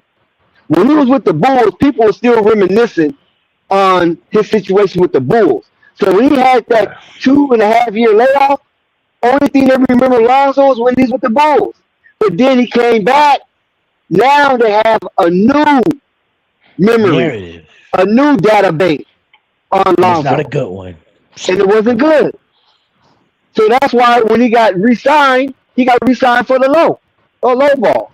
He took it, but you supposed to take it Shit, 10 and show million? You them. call that low? Yeah, that's low ball. Today NBA, That's that's a low lot ball. of bread, bro. What you talking That's about? a break to us because we poor. Right. But in the NBA, that's a low ball, man. Rookies 10 million? get more than that. Yeah, rookies get more than that coming out of the college. coming out of high Now, school. I mean, I guess you're gonna compare it to that. Yeah, that's a low I ball. mean, you always compare it But with but my the more point is money this you right make every year. You always But compare it my to point is the this. Yeah, toxic. My point is this. So when Lonzo accepted that low ball, right? Okay, I'm not mad at for accepting that. But you're supposed to use that as a refueling tool. Instead of progressing, he regressed. So He what could you hit a so shot. He could basically hit the side of a barn. so basically you saying Lonzo said, "Fuck that, I got mine." But that's what it looked like, and that's what I'm like. He's modeling for Arlo and doing the sport betting thing. You know, he's doing the Facts. podcast. He's doing everything but basketball. He's shooting his shot basically allegedly what with you saying Angel is Reese. Lonzo was planning on his way out. Is basically what you're saying. Yeah, I he mean, set up for retirement. That's why I said he might as well go play with Melo. Just to get another bag. Because if you play with Melo, you might not get a big NBA contract, but you know what the sponsorship would be? If you go over and hey, play could with you Melo imagine? in Hey, the could you bar in the imagine background, are you if sick? LaMelo and Lonzo take the 7-win team and somehow Excuse miraculously me. take it to a playoff or a play-in situation? Oh man, No, the man, money's going to come he in. said play. they'd He be in said play blockbuster in. movies. They'd be in blockbuster movies. They would be in the Yeah. next Marvel movie. Lonzo would be How they Lonzo gonna would be be the next Marvel movie, and you saying he damn near ain't the same person? but that's acting though. That's not basketball. Right. He's I'm not the saying if he same played with his person. brother. Yeah. I'm saying if he played with his brother because that's gonna garner so much attention. Hollywood wants that money because Hollywood is based on attention, right? They Of make course. you they pump you up to get you famous, so everybody want to look at you. So if you go play with Yeah. Lamelo, do you know that people grew up watching the Ball brothers? And Yeah, right now, Yeah. they're in their like late 20s, right? They're in their late Melo, 20s, early Melo's still 30s. technically early Those 20s. people, no, you gotta go by Lonzo. You gotta go by Lonzo. Oh yeah. Not Lamelo. Well, 'Cause yeah. it started with Lonzo, Lonzo. yeah, yeah. So they're in their 30. late 20s, early 30s. These people are still spending money. These people are still want to be entertained, right? And they kind of moved out of the way because the big baller brand or the dream never came to reality. So a lot of them became deflated. So Facts. look at what happened when Lonzo went back to UCLA. That's what I was saying earlier. I don't know if y'all heard me, but I said when Lonzo went back to UCLA, it rekindled the dream. And I followed that social media all the way through, and I'm looking at various social medias that's linked to the UCLA and college basketball. That shit was swell with views and comments. There was massive engagement when Lonzo went back to UCLA. So that Yeah. means that people still have hope to see the brothers play. At least 2 out of the 3, because Jello damn near as big as Zion right now. Yeah, nah, but hey, he Joe on the swerving top- in the he on the corner. top. Whoa. Hey, Joe making that music. Hey, you can get in the NBA making that music. No, but he Make makes your the money, music, make but he ain't in shape. He ain't in shape though. He ain't in shape to play no basketball. Not no yeah. But be that as it may, I don't even have know if Jello Lonzo. is to play the Listen, celebrity game. listen. Have Lonzo and Lamelo play, and then have Lonzo and Lamelo come out in the play game with Tweaker in the background. Oh man, they'll have Charlotte jumping. I'm telling you, they'll have Charlotte jumping. But you guys understand what I'm saying? What by him coming to Charlotte and playing with his brother, it's the attention. Yeah. Whether Also, they make the Dex, play in or not. it That's feels gonna be like the talk too of the NBA. just seeing Lonzo play the last couple games his last couple games in Cleveland, it feels as though like his heart ain't in the game of basketball no more. He's like, I'm just in the NBA now to make my little bag, take care of my family, and whatever happens, if I can keep playing, I'm gonna keep playing. I could see him going to the Hornets, right, Days, playing with his little brother, and he falls in love with the game of basketball again. Yeah, And that has exactly. I sometimes believe happened. that. Yeah, that's a good point. Because now he's back with his brother. Because you know they're always competitive. Big bro, little bro. You follow what I'm saying? And that's going to even improve LaMelo's game. Because Lonzo, I got 60. Lonzo is like LeVar He's going to edge you on. Nah, you can't get 50 tonight, bro. Against Jay, bro, you can't get 50 tonight, bro. Against Jaylen Brown, you follow what I'm saying? Lonzo will edge him on like that. And Lamelo would try to prove him wrong. All right.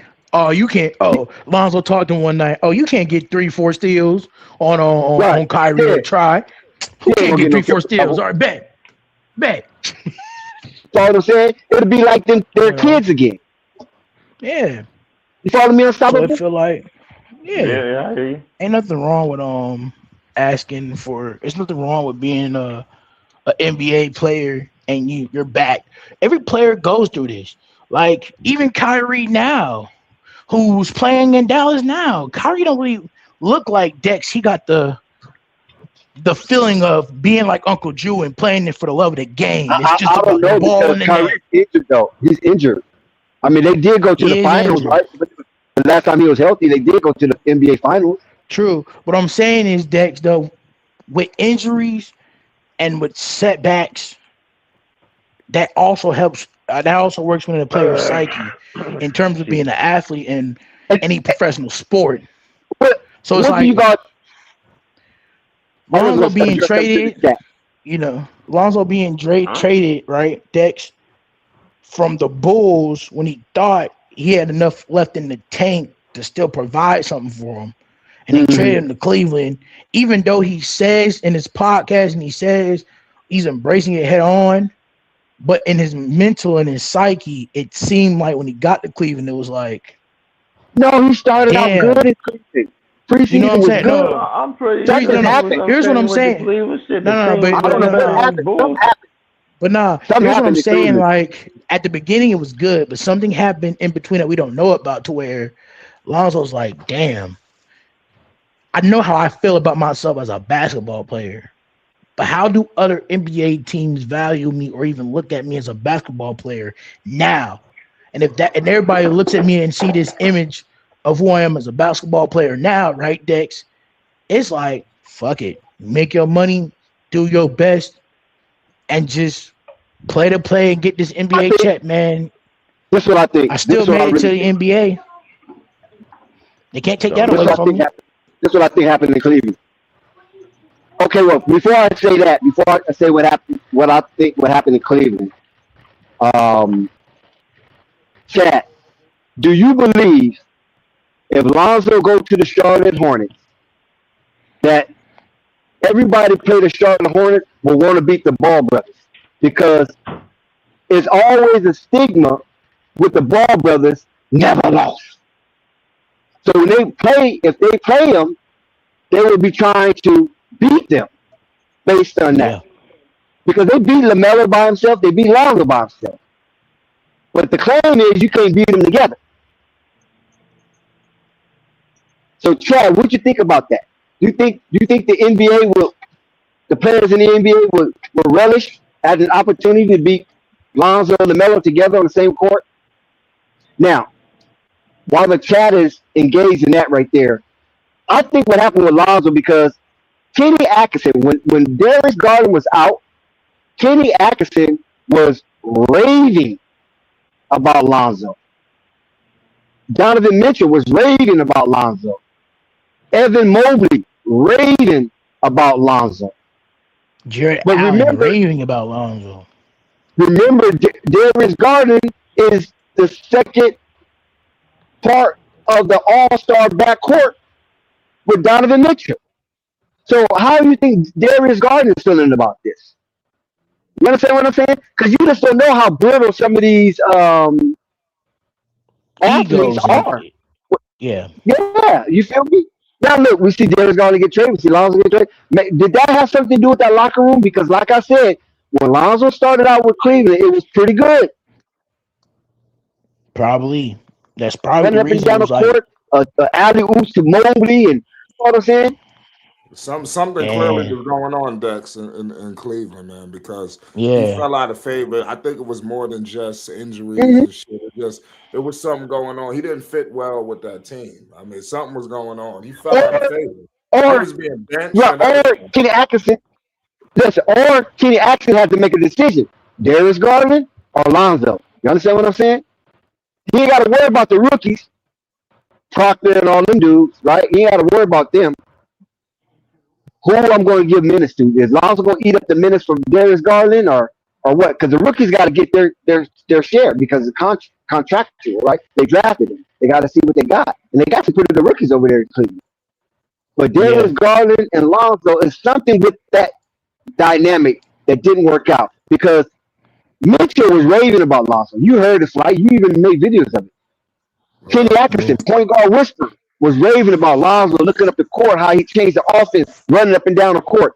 Darius Garland is never the type of guard to run up and down the court. Darius Garland is a what you call a system guard or something like that. He's not like Mitchell. You know, Mitchell can do it all. Run up and down the court, play half court. It doesn't matter with Mitchell. He's just a bucket. Evan Mobley, that's the game he want to play because he get more touches. If you run up and down the court and have a faster pace, right? That's what Evan Mobley said. And plus, Evan Mobley and Lonzo are already familiar with each other. They already know each other already. You feel me? So I don't know. It was just something with that. I think was Darius Garland and that Lonzo dynamic that Darius Garland didn't appreciate how running up and down the court, you know. Plus he was injured, coming off injury. Darius Garland wasn't do all that running, playing that hard defense. You know what I mean? So I don't know, man. That might have separated the locker room a little bit. What you think is gonna happen with him with the Clippers? What does he bring to the Clippers?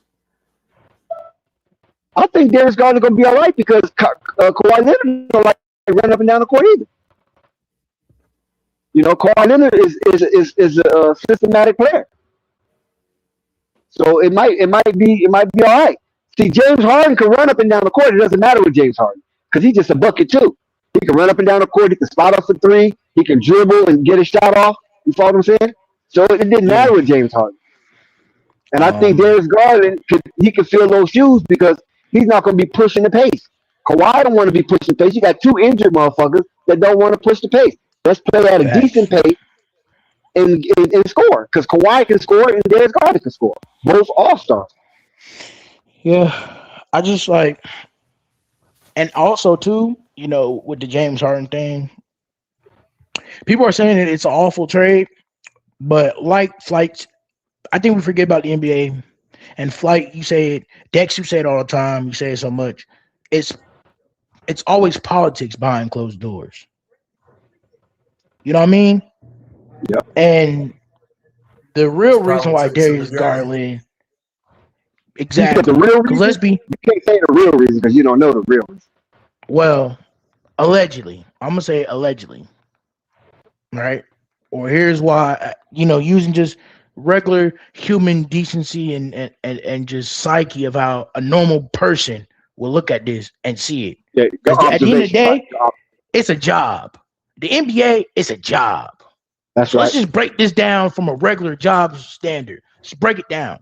Darius Garland is that young and up-and-coming worker who's working his shifts, your shifts, and the next guy's shift, just trying to be young and hungry, right? And this is to where Darius Garland is the worker who's put 3-4 years in at this company, and he's proven to be a reliable worker. You know what you're gonna get from Darius Garland. Out of nowhere, you get this new hiree, this rookie, in the sense to where he just came in from another job, and he's just doing stuff around the job that's just making things more easier. He's not even being told. Whereas everybody's looking at this guy, he's like, oh, damn, he's a really good worker. He has really a lot of fucking skills that you can look at and be like, why are you not like an up-and-coming manager in this company? Why can't you help us more when the other guy's not here? And logically and psychologically, that affects the guy who's been working at this job longer than the guy who just got here. And that's the issue. Lonzo is the guy who's coming in and is doing stuff without being told. He's just doing it Dex naturally.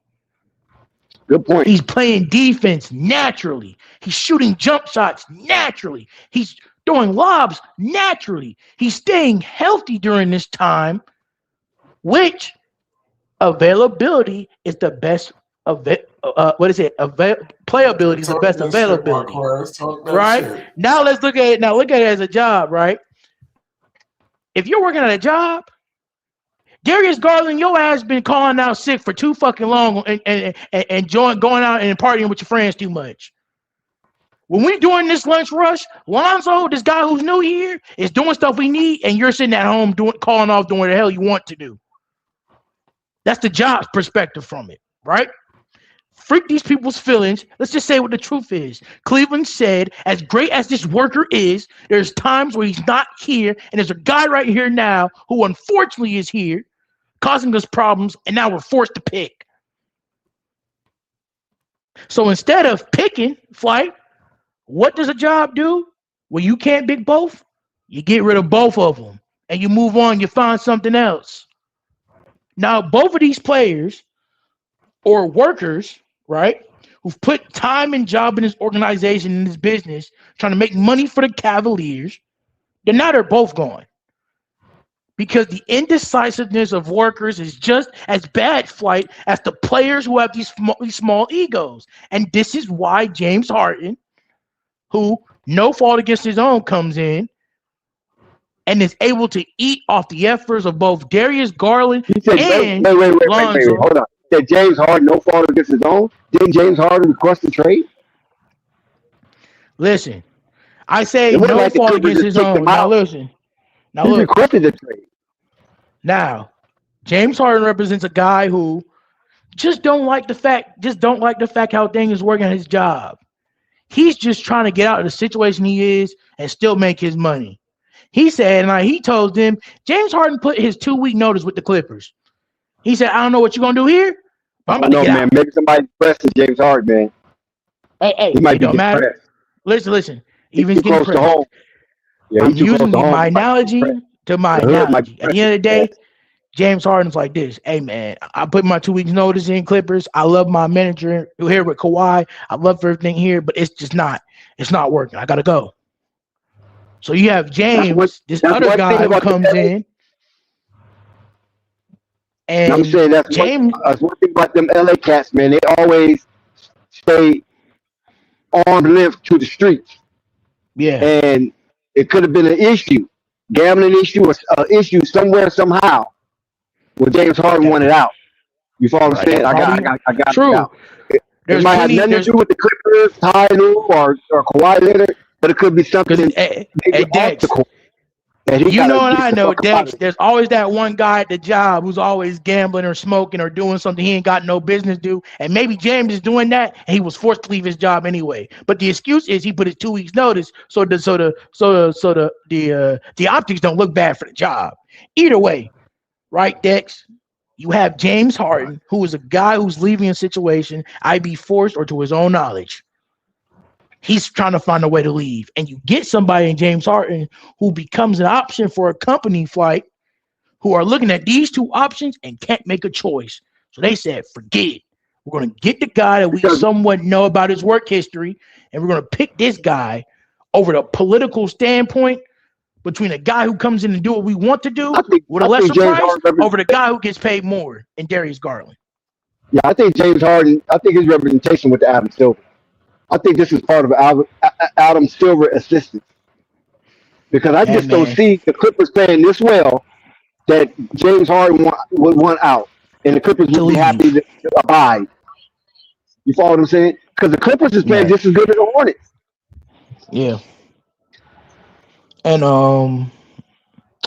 honestly too, you know what I'm saying? We it's so much political, it's so much stuff that if we just start breaking this down, Dex, to real life world situations, you will understand why some of these players are A, being forced out, or B, being traded, because the big businesses that run these teams can't make a decision. I'll give you another decision, Flight, that happened.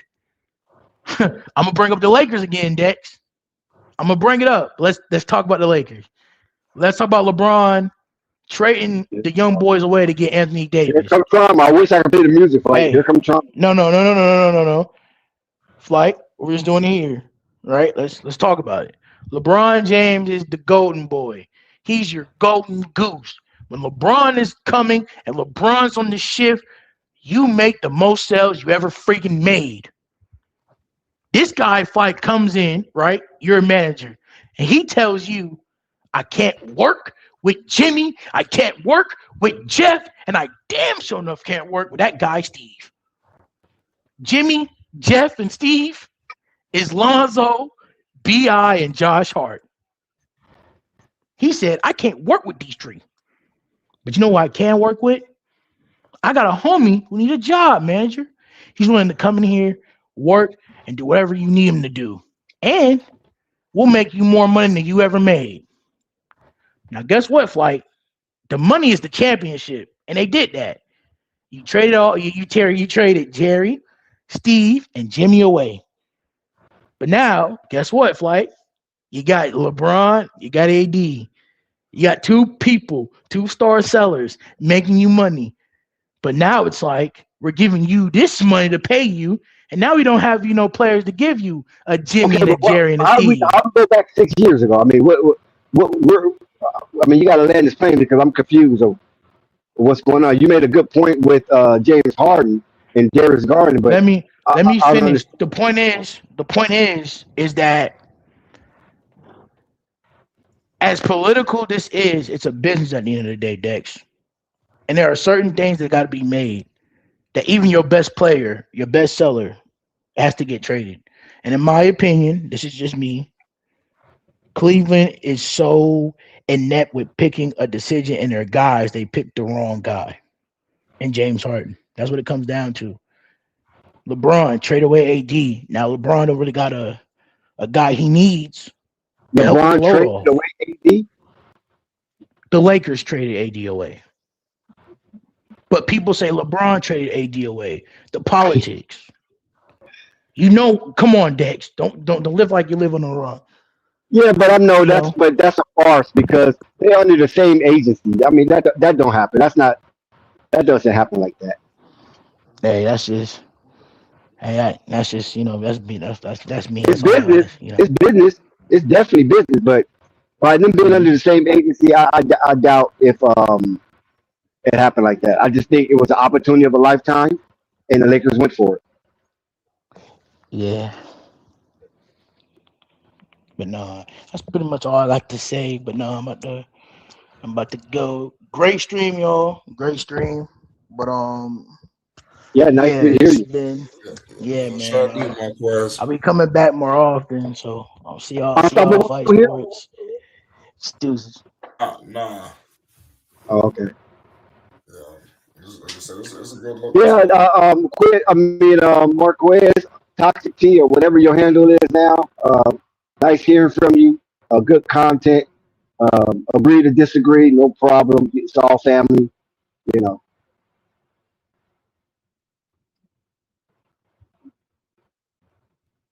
Yeah, but so what you think about some of the other moves that was made? Well, I didn't pay attention to a lot. Only thing that I wasn't really anticipating was a Giannis situation. Right.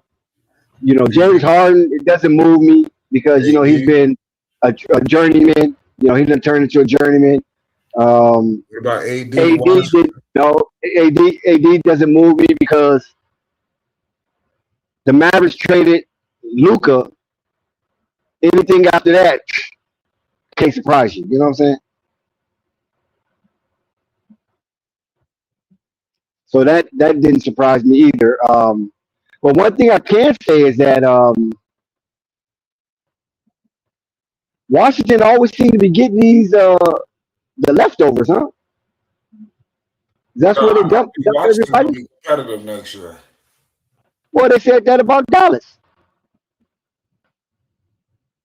They might as well trade Kyrie too. Clay, everybody. Well, I don't know what you're gonna get for Clay though. Clay should have been a Laker. He should have been a Laker. There's no way he should be in Dallas. So that's his fault. You know what I'm saying? He was supposed to sign with the Lakers. His dad thought he was going to sign with the Lakers. He had a boat, a yacht that sit off the marina in LA. So I mean, I don't know what was going on with Clay.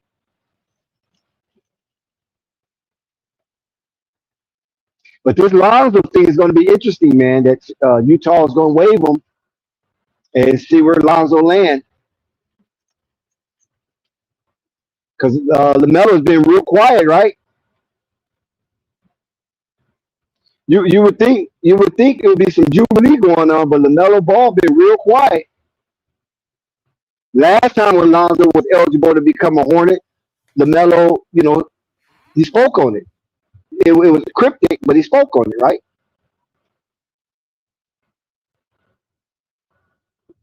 I just hope he just become a Hornet, man. Just be a Hornet, and let's rejuvenate the excitement of never lost, even though it's 2 of the 3, and rock out with it. I think LaMelo will be a monster. If Lonzo get on that team, LaMelo's gonna be a monster, man. Because he's gonna always be how little brother is. Gonna try to impress big brother. That's just how it is. That's how it was with me and my brother. We played little league baseball together, and then we played high school baseball together on the same team. And that's all I did was try to impress him. I wasn't tripping off the coach. I wasn't tripping off the other players. I was tripping off him. So if I got a good hit or a good catch, when we get to the crib, bro, you saw that, right? You see I hit that ball in the middle. See I put it in the opposite field. You see I stole that base. You follow what I'm saying? Because I wanted his what word would I say? Not so much approval because he's my brother, and we were real close anyway. So it wasn't so much approval, but maybe his acceptance to show that I belong in the same league that he belonged, even though he was older than me, 2 years older than me. And so all the way through little league and high school baseball, I always wanted to impress them to a degree where we're like, bro, that was like that. You like that. Because that was kind of the language you used then. We didn't use him. You like that. That's what I'm saying. So hopefully that's the case, right? What you think?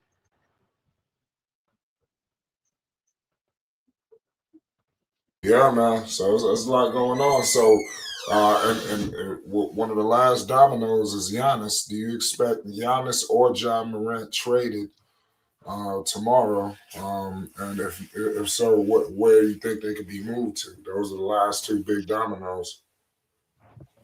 Giannis is, I don't know. Giannis is a little fickle because Giannis, he wants to be kind of like the center of attraction, and small markets is where he thrives best.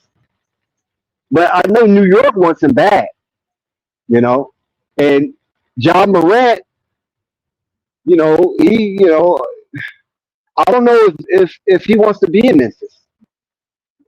I think John Morant wants, be in another zip code and have a fresh start all over again.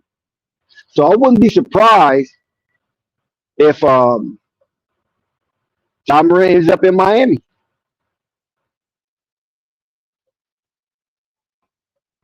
With him and Bam Adebayo Right. and Tyler Hero and Norman Powell. Norman Powell is a all-star. So that'd be a good backcourt, Norman Powell and Morant.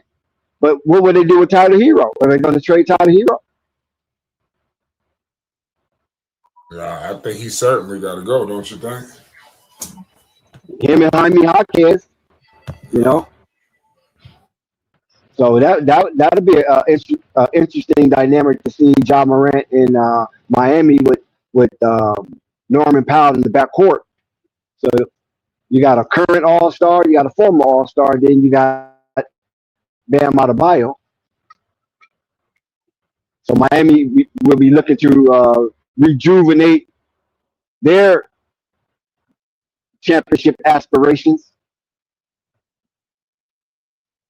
But Giannis is a tough call, man. Because if Giannis leaves Milwaukee, right, for Big Cat is not going to improve Milwaukee like Giannis will.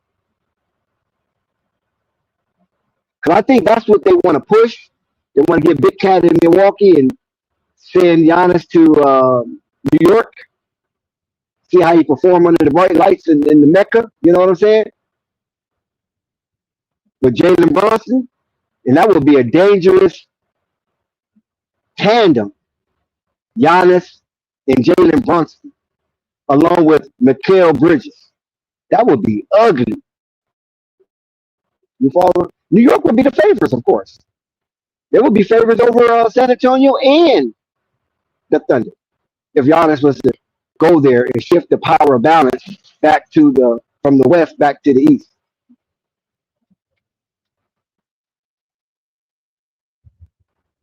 That would be an interesting situation.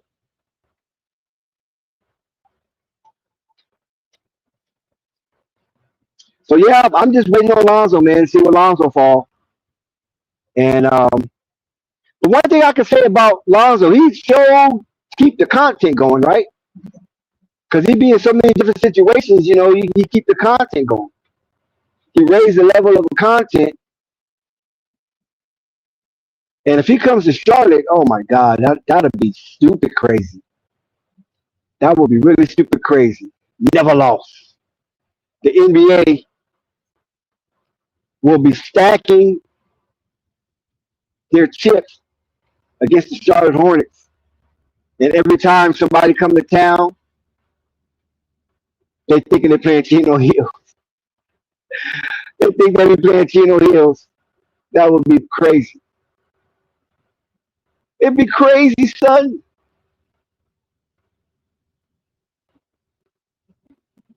And I think the NBA will prosper with that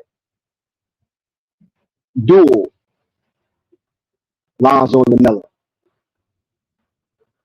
And LaMelo will really be able to play off guard. You see, that was one thing about Colin Sexton is that Charles Lee would put LaMelo off guard, but Colin wasn't passing Melo the ball like that because Colin Sexton is a myopic player. He's Cyclops, and he's good at what he do. We damn sure give him that. He was a big upgrade from Dennis Smith Jr.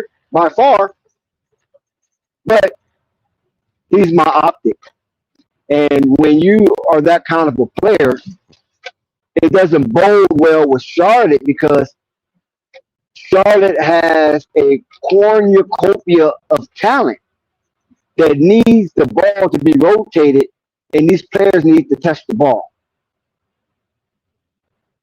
So with Lonzo, you will have that, even though LaMelo will slide off ball from time to time. And then Lonzo can play off ball too. So both of them are interchangeable at the perimeter in the backcourt. What you think, Flight?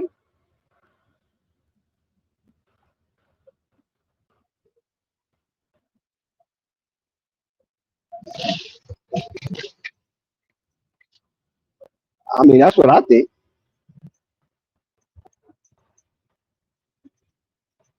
Yeah, he's definitely a scorer.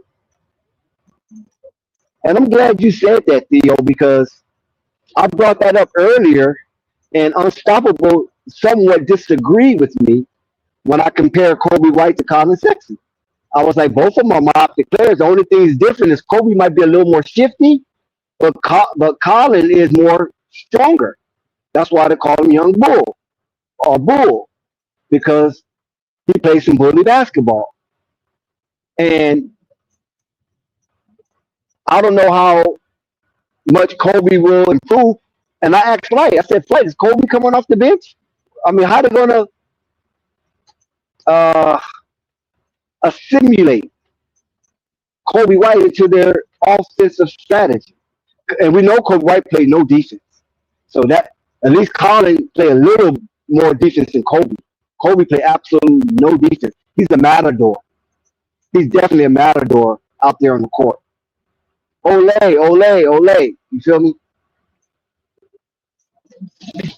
So that's going to be interesting. I know they brought Coby home. I've been touting from the top of the mountain to trade Coby. Some people disagree with me because throughout the years, Coby was bringing Splash off the bench And then once he became a starter, he put a string of 30-point games together. And I said that's the worst thing that could happen with the Kobe career. When he had those 5 or 6 games, we had 30 or more points consecutively because he's already a gunner. And now he thinks he has arrived and he's one of the big boys. But his game doesn't translate to wins, even though Kobe can score. So how Charlotte managed that, how Charles Lee managed that, I don't know. Because Kobe will clash with you. Yeah, he looks like a nice little kid with a lot of fluffy hair, but Kobe will clash with you. Because Kobe thinks that he should be further along in the NBA status than he currently is. So that's going to be another problem for Charles Lee and company. So brace yourself, Charles Lee. You're going to get some static from Kobe. Kobe not trying to go backwards. He's not trying to go back to rookie Kobe. Especially coming from the Bulls, the third largest market in the United States. You can say Houston, you can say Chicago, but they neck and neck. But I think Chicago is larger than Houston. So Chicago loves some Kobe, especially once DeMar DeRozan and Zach LaVine and those guys left space for Kobe. They just thought Kobe was going to thrive and become somewhat a fringe all-star. Unfortunately, that didn't pan out the way that most Bulls fans wanted.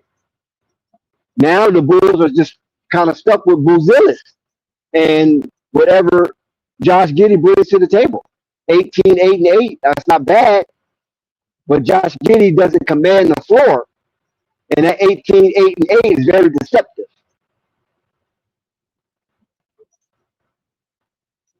No Vooch, no 5 that can stretch the floor. So how Josh Giddey going to get his openings? I mean, he doesn't shoot that well. So that's going to be a tangent. We're going to have to see how it tails off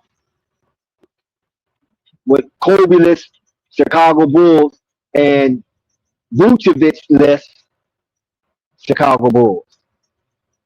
While the Hornets is on the uptick, that's great for the Hornets. Sky came in earlier, flexing his muscle about Lonzo, while the Pelicans is a shit show, and they have Zion Williamson.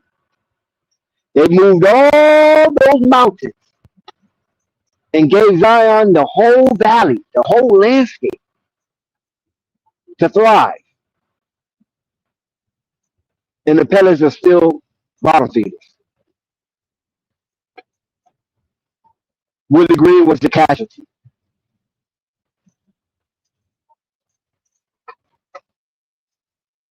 So we're going to see how that fares.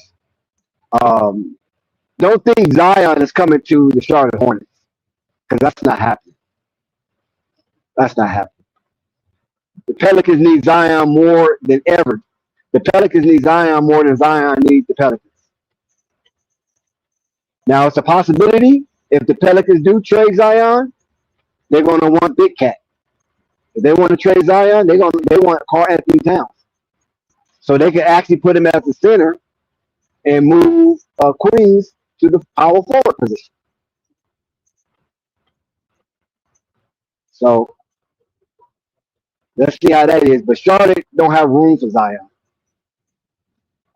because the Pelicans don't want a king's ransom, and Charlotte's not going to gut out the little bit of talent they have left on their roster for Zion, who have yet to show that he can play a whole season without being injured. Or literally injured. I mean, I take that back. Not injured, but a literally injured. And he has yet to do that thus far. Where do Lonzo go from here? That's my main concern. Lonzo's my guy. Where do Lonzo go from here? Where do Lonzo go from here?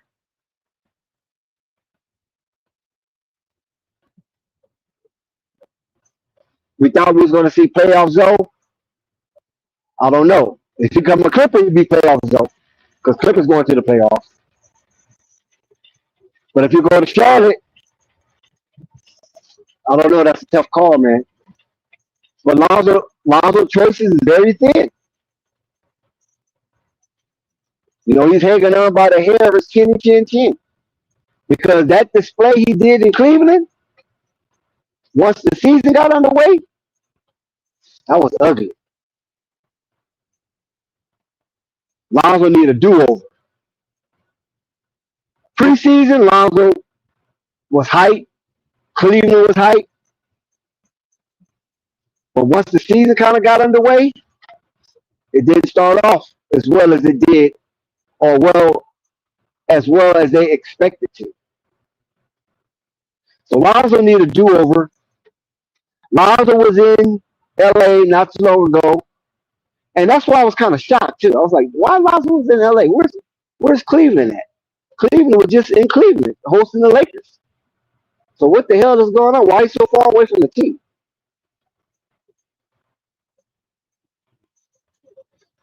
But one thing I can't say though about Lonzo Ball is when he came back to UCLA, it just rejuvenated and galvanized the interest of never lost. Never lost.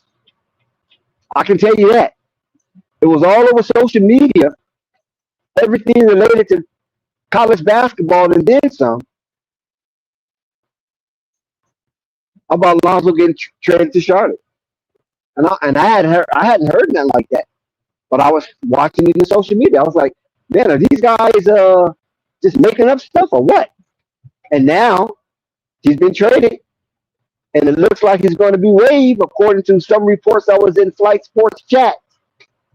That Lonzo's going to be waived by the Utah Jazz, making him a free agent. Who's going to pick him up? Who he's going to sign with? Do Lonzo already have a deal? And this is the reason why Utah waived him, because he was like, hey, man, I'm not trying to do this. Not here. I do it with my brother. But I'm not going to do it here in Utah. So if I'm not going to play with my brother, I'd rather play with a team that will play 82 plus games. I don't want to play 82 games and stop. And I think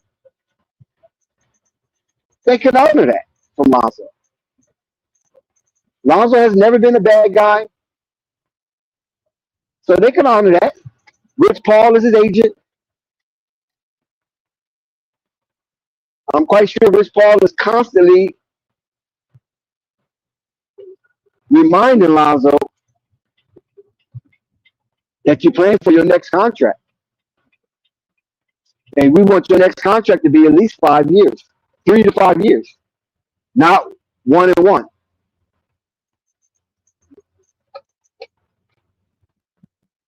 Lamelo will be thrilled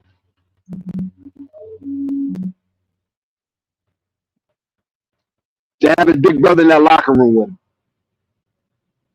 Not so much as a bodyguard, but more so as a guide, an instructor, a mini mentor.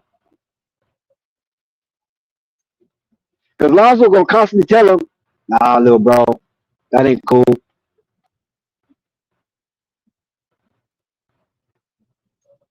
Lonzo gonna pump him up.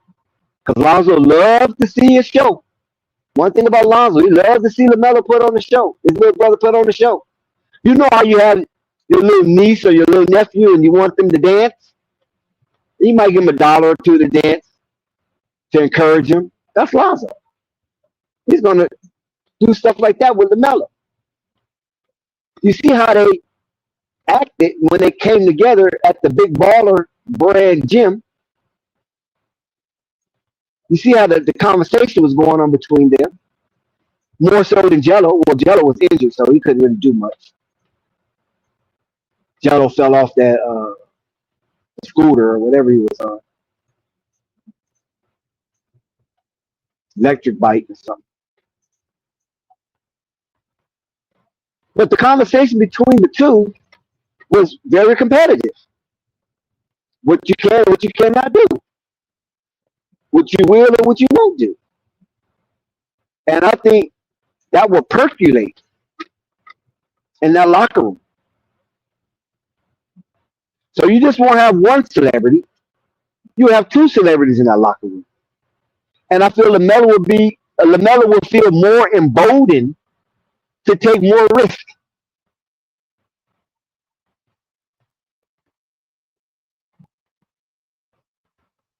You think that dunk he did the other day, you probably see some more theatrics like that. You think that layup, he switched it up against the Clippers? Or that leaning floater against the Spurs? You'll see more of that. You'd be more encouraged with his brother in that locker room. I think LaMelo will be the type of player that I always want him to be because I know he can score he can score with the best of them. He can score with Luka. I think Luka's leading the league in scoring. He can score with Luka. LaMelo can average 30 in his sleep.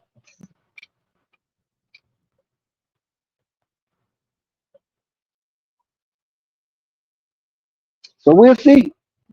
We'll see where Lonzo lands. So keep your eyes on the prize. Like with all your observation, where you see the best fit for Lonzo?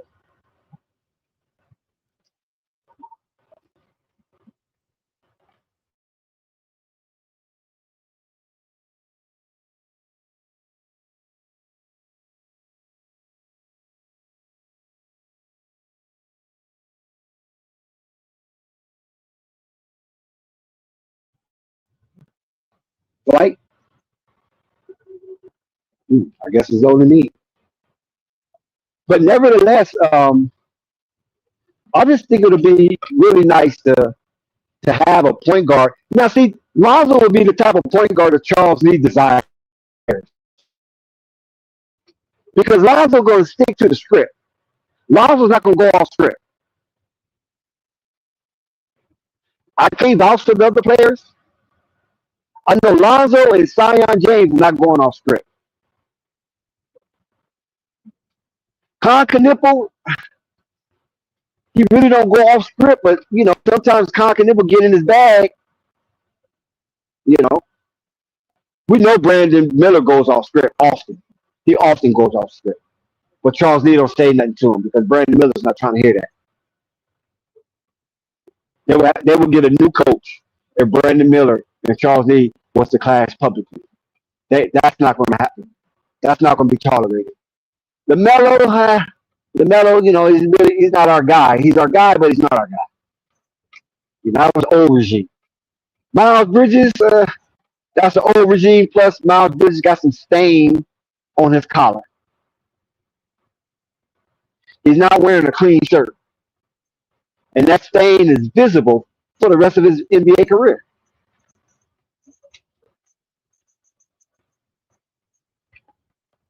So this is why you don't see Miles Bridges having conversation with Charles Lee. If y'all pay attention, you don't see that. You don't see it. Charles Lee loves to micromanage LaMelo Ball. I don't know what it is about that. Maybe LaMelo style of play, Charles Lee is just not all the way acceptance of it. He's not comfortable with it. So every opportunity he gets, he's trying to input something into LaMelo's ear.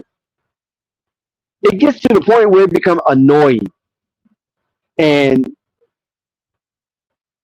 if LaMelo was to take a true serve, he will probably consider Charles Lee an irritant.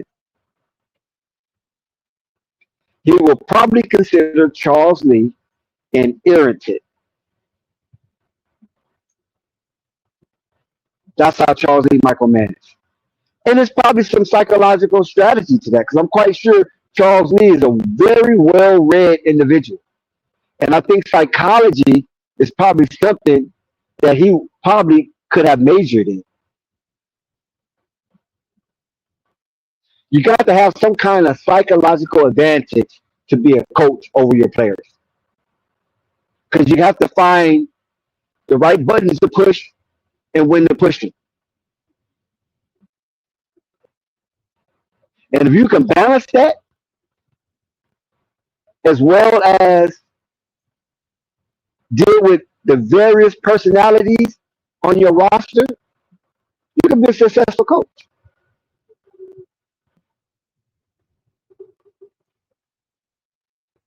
And I think that's what Charles Lee kind of have to figure out.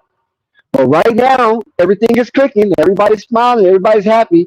At one point, there was rumors that these guys didn't like each other.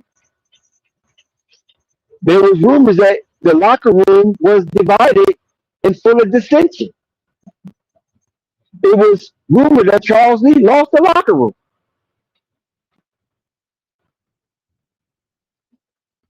We know Lamelo is the type of guy. He will forgive, but he won't forget. He might not put it in your face, but he'll definitely react to let you know he didn't forget.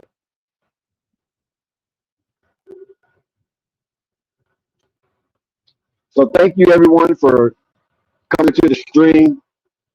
I thought Flight would be chopping it up with me because the truth is I wanted to get out of Flight. He always, when I get to jugging at him, Flight go run in them bushes.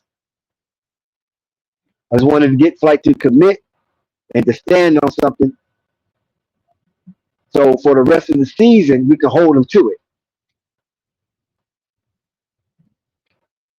But like I said, I appreciate everybody for coming to the stream. Please hit that like button. Hit that subscribe button. Let's get these subscriber counts back going, rolling again. The NBA has generated more interest.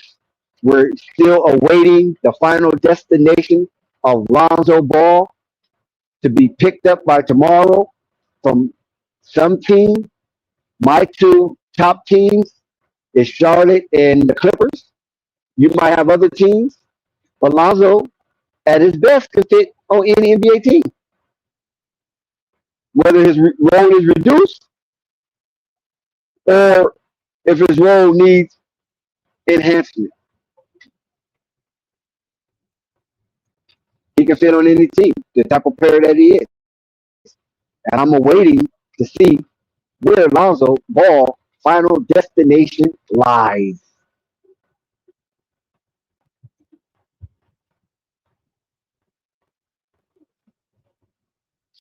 So that's going to be interesting. And even the mindset of Lonzo, right? What you think is running through Lonzo's mind? Did Lonzo know he was going to be traded? Did they kind of like let him know because his play was different, right? His attitude was different. Even though he would post on his stories some highlights of the Cleveland, excuse me, some in-game highlights of Cleveland, or post-game highlights, post-game highlights of Cleveland, and he would post his pre-game fit. But it just didn't seem right with Lonzo, and he accepted it. So maybe he knew that there was going to be some movement, and he was going to be a part of that shaking.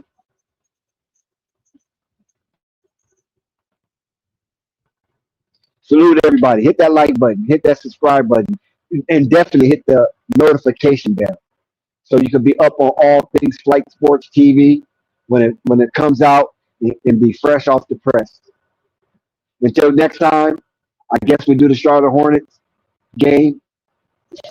Come back, tell a friend, send a super chat, PayPal, Cash App, however you want to contribute to be a brick in the wall and be a part of something outside of yourself. Greetings, all access.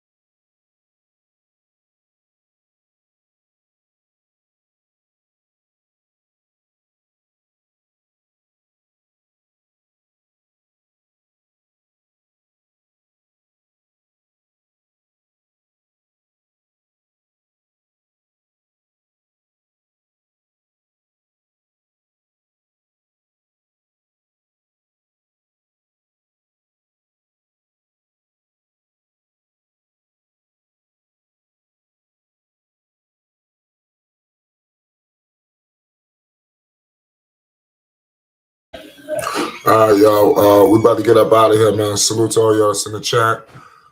If you're new, most definitely hit the subscribe button. You already know what it is. It's Flight Sports TV. It was breaking news in the NBA. Peace and love. You already know what it is. Flight Sports TV, man. That's my dude. I rolls with him. You heard what the man said. It's Flight Sports TV.